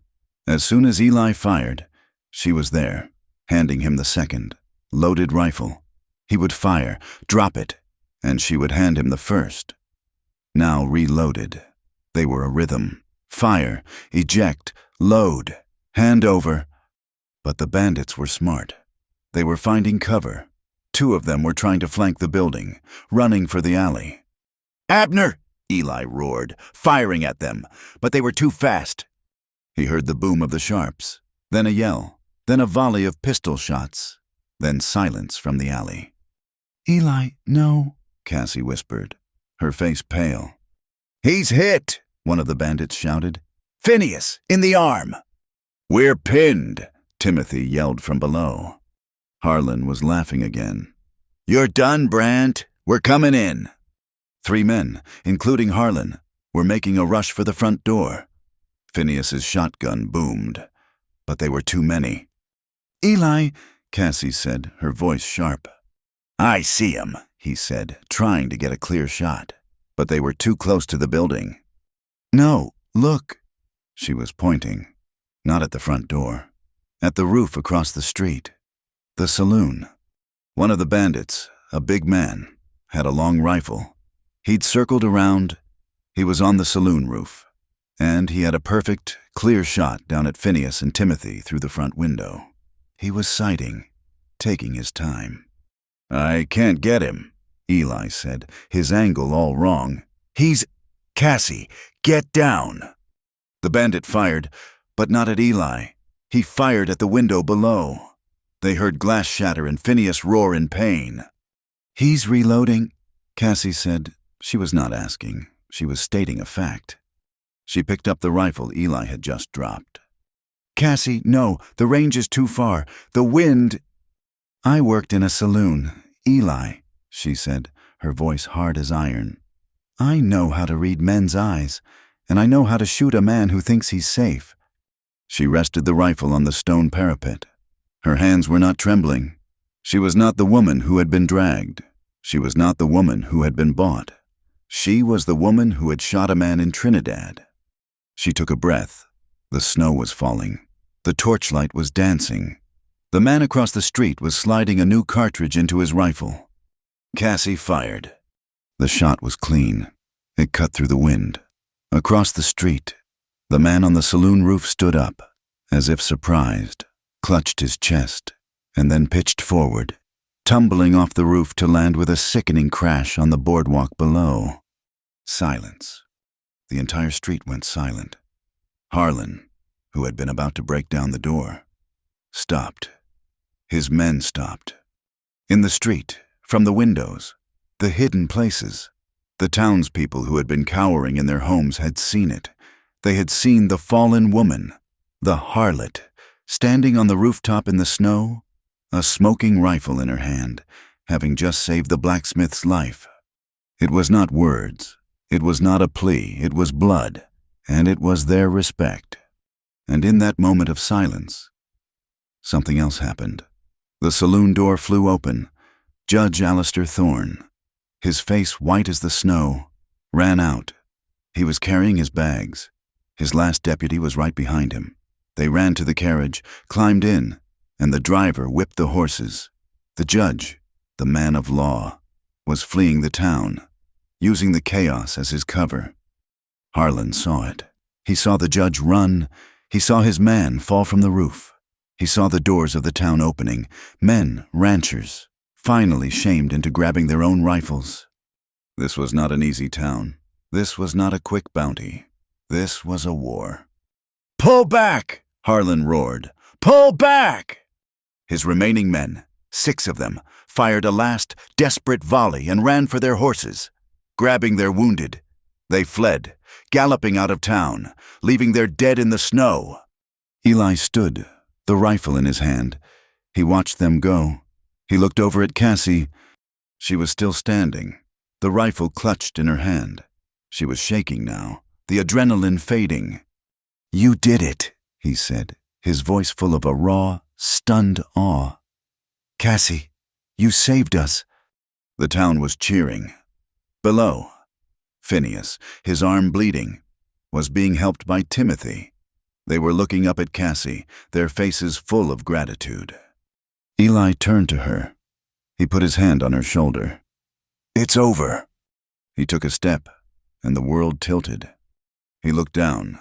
There was a dark, spreading stain on his duster, high on his left shoulder. He hadn't even felt it. A stray bullet. Eli? Cassie said, her voice small. He tried to answer. He tried to tell her it was nothing. He smiled at her. And then he collapsed, his rifle clattering on the roof, as the world went black. He woke to fire. He was on fire. His shoulder was a white-hot, singular point of agony. He screamed. "Hold him!" Cassie's voice. Not a plea, but a command. He felt Phineas's huge hands on his good shoulder, pinning him to the bed. He was in the cabin. The light was gray. Morning. "This is going to hurt. Eli," he heard her say, "and you are going to hate me for it. But the doctor is not touching you." He smelled it. Whiskey. And then she poured it, not into his mouth, into the wound. He roared, a sound that was not human, as the alcohol hit the raw, torn flesh of the bullet hole. He thrashed, but Phineas held him fast. "Almost done," she gritted out. He felt a new, sharp, piercing pain, a needle, a thick, coarse thread. She was sewing him. She was stitching his skin closed, her movements as quick and economical as they had been on his mending. He passed out. He woke again. It was dark. The cabin was quiet, save for the crackle of the fire. He was in the bed, not his bedroll, her bed.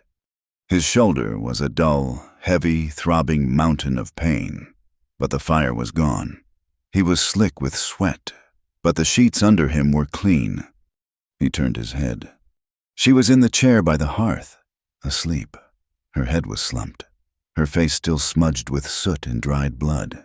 Her bruised cheek was stark in the firelight. Her hands, raw and red from the cleaning, were resting on her lap. She looked exhausted, broken, and beautiful. He tried to speak. A dry croak came out. Instantly, her eyes snapped open. She was on her feet. "Eli?" She was at his side, a cup of water in her hand. She lifted his head, gently, and helped him drink. The water was cool. It was life. You, he tried. "I stitched you," she said, her voice flat. "The bullet went clean through. You're lucky. You're an idiot, but you're lucky. You've got a fever." She put her cool hand on his forehead.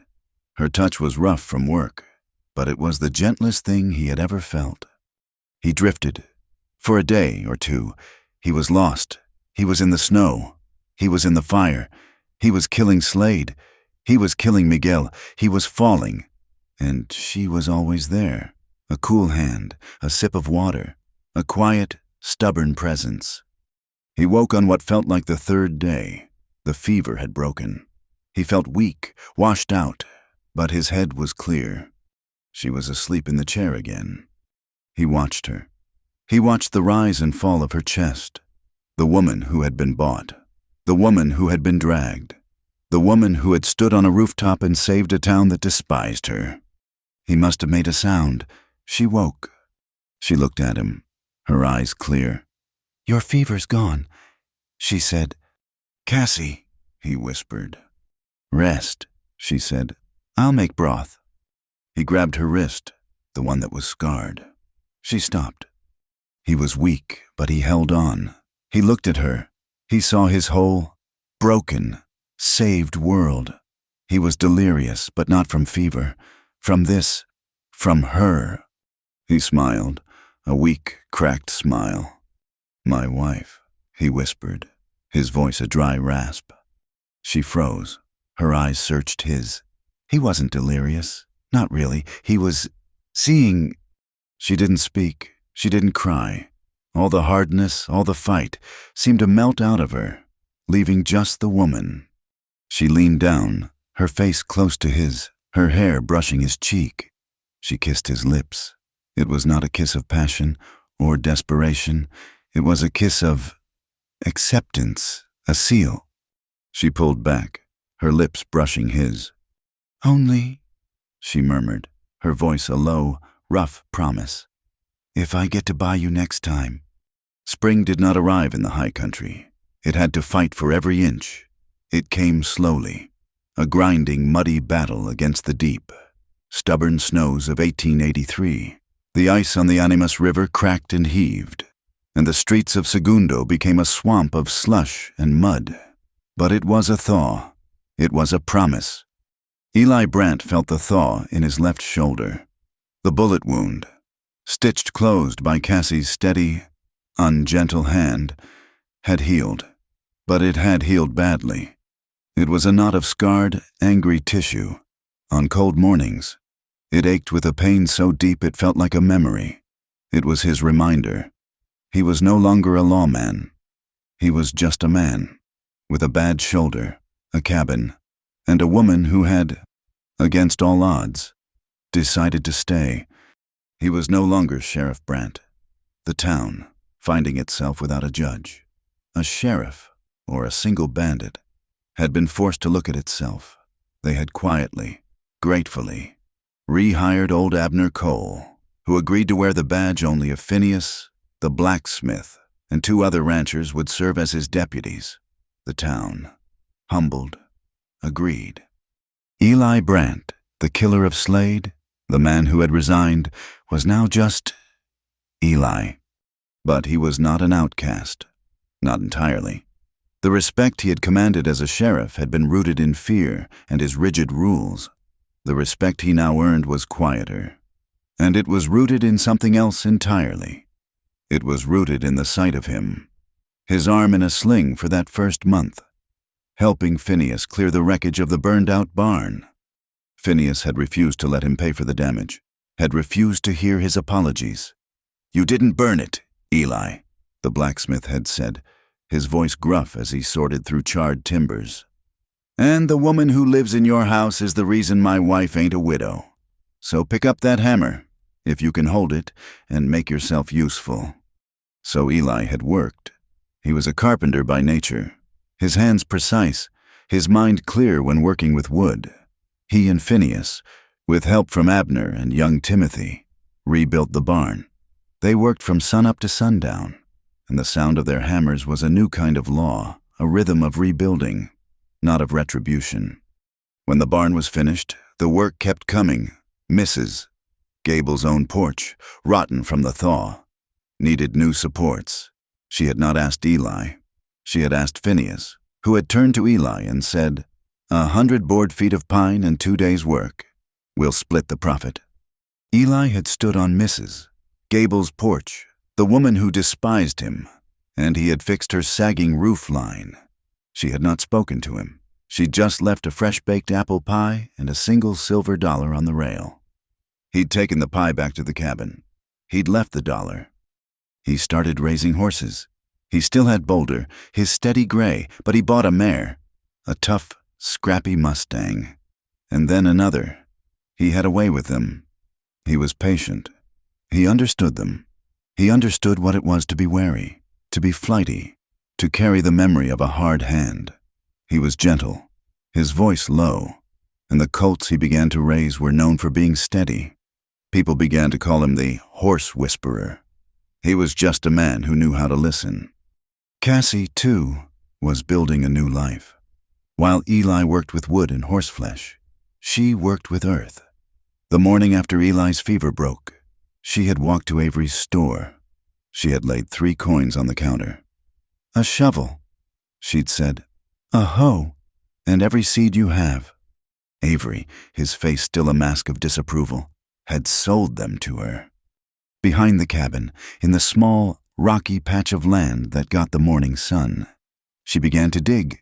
She fought the earth, pulling rocks, breaking up the hard, unforgiving clay. Her hands, which had been raw from gunfire and cleaning, were now raw from this. She planted radishes, beans, corn, squash. It was a small, stubborn garden, a square of green against the brown hills. It was her declaration. She was not running. She was putting down roots. But her real work began on a Tuesday. Sarah, the blacksmith's wife, came to the cabin. Her arm was still in a sling. A gift from the gunfight. She carried a basket. "You're a fine seamstress, Cassie," Sarah said, standing on the porch, My arm. I can't hold a needle, and the mending is piling up. So? Cassie asked, her voice guarded.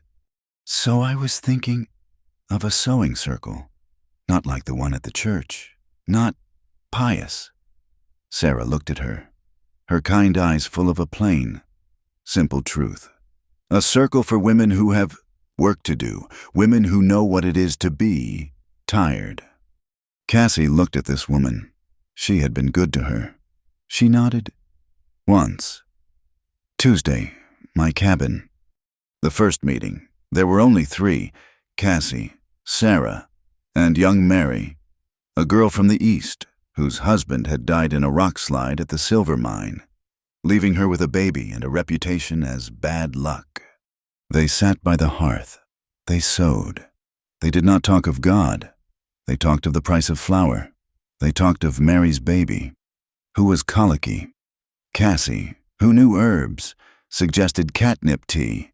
Sarah, who knew people, suggested a word with the landlord who was trying to evict her. Word spread. The circle grew. It was not just for sewing. It was for women like her, scarred, judged, surviving.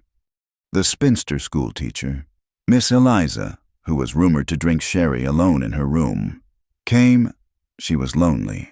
The wife of a rancher, whose husband had a heavy hand, came.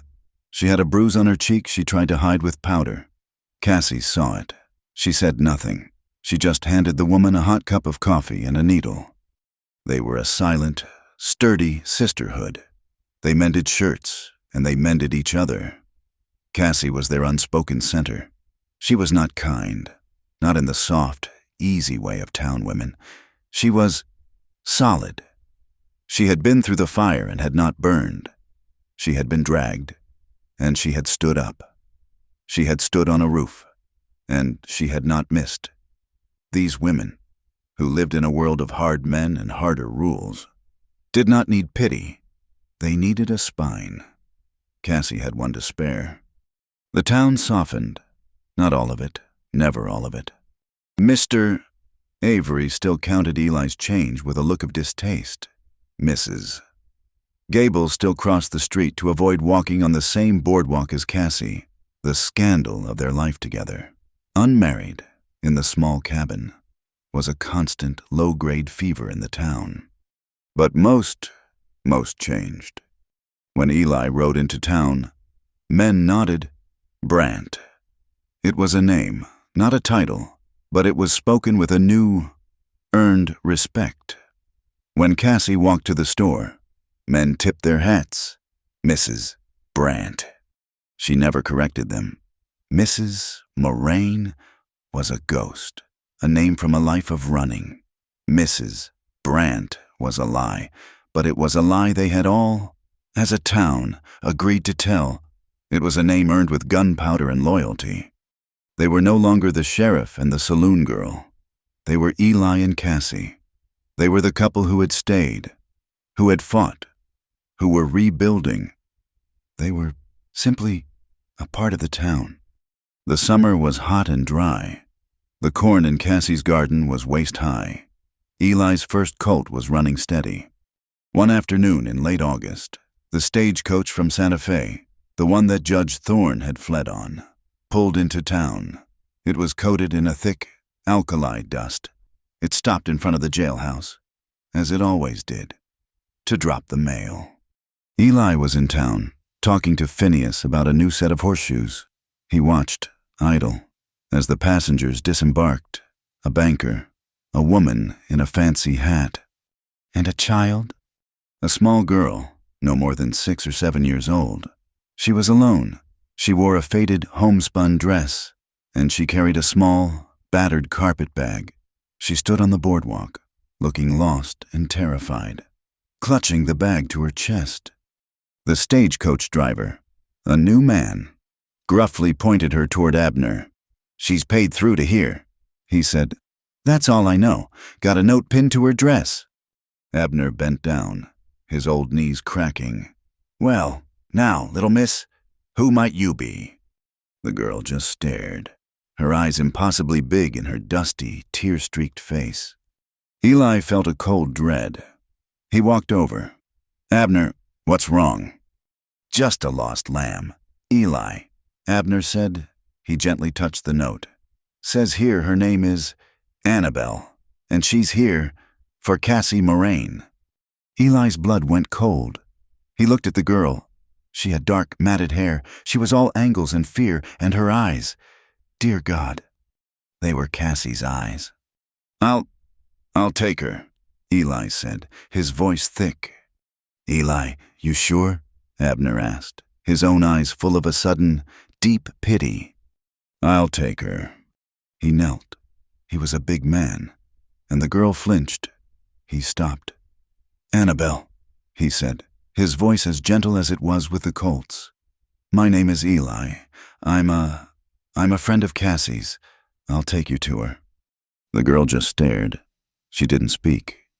He stood. Can you walk? Our home is just at the edge of town. She nodded. A tiny, jerking movement. He picked up her carpet bag. It weighed almost nothing. He started walking. He could hear her, the small, shuffling footsteps behind him. He did not look back. He just walked, his bad shoulder aching. The whole town was watching. Cassie was in her garden. She was on her knees, weeding the bean patch, her back to the street. Cassie, Eli said. She turned, a question on her face, a smudge of dirt on her cheek. She saw Eli, and then she saw the girl, hiding behind his legs. Cassie froze. The world stopped. The buzzing of the bees, the wind in the hills. All of it went silent. Cassie did not stand. She just stared. The girl stared back.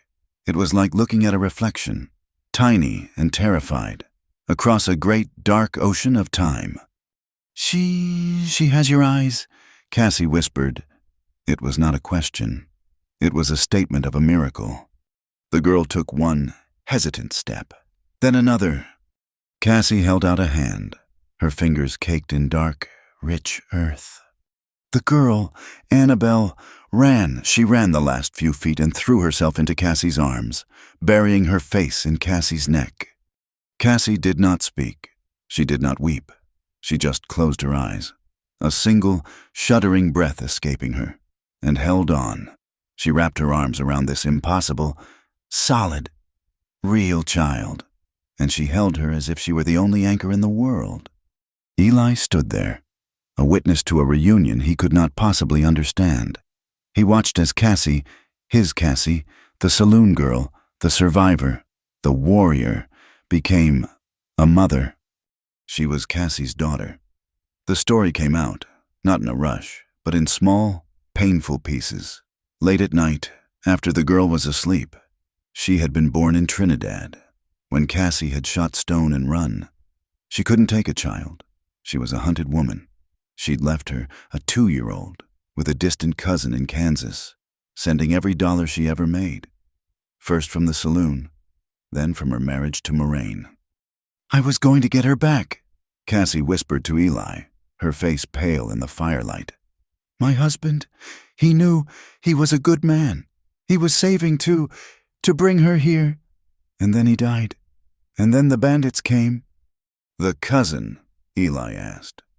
She died, lung fever. Her husband, he just wanted the girl gone. He put her on a stagecoach with the last of the money I'd sent. Eli looked at the girl. Annabelle. She was asleep in Cassie's bed, a small, dark-haired lump under the quilt. Eli said nothing. He got up. He went to his stack of cured pine, the wood he used for his carpentry. He found the best boards, the clearest grain. He took his tools. He went out onto the porch. All night, Cassie sat and watched her daughter breathe. And all night, Eli worked. He did not ask questions. He did not ask whose she was, or what it meant, or if she was his to care for. He just built. By dawn, it was finished. A small, sturdy bunk, built to last. The joints were tight. The wood sanded so smooth it felt like velvet. He brought it inside. He set it by the hearth, in the warmest, safest part of the cabin. He laid his own bedroll on it as a temporary mattress. Cassie watched him, her eyes full of a light he had never seen. Annabelle woke up. She saw the bunk. She saw Eli. She saw her mother. She looked at the small bed, her bed. She walked over, touched the wood, and then looked at Eli. She spoke for the first time. Her voice was a tiny, clear bell. "Thank you, sir." Eli just nodded, his throat too thick to speak. He was no longer just a man. He was building a family. The anniversary came. It was spring again. A full year since the gunfight. A full year since Eli had collapsed, and a full year since he had called her his wife. The town was quiet. The cabin was a home. Annabelle's small laugh was a regular sound. She was a quiet child, but the fear was gone, replaced by a deep, watchful intelligence. She adored Eli, following him to the stables, helping him brush the horses. That evening, Eli came in from the corral, tired, his shoulder aching from the damp. The cabin smelled of rabbit stew and fresh-baked bread. Annabelle was at the table, drawing a picture of a horse on a piece of scrap paper. Cassie was standing by the hearth. She was holding something. "Eli," she said. He turned. "What is it?" She held out her hand. On her palm, polished until it shone, was the badge. His badge, the one he had thrown on the floor. "Where did you get this?" he asked, stunned. "Phineas found it," she said.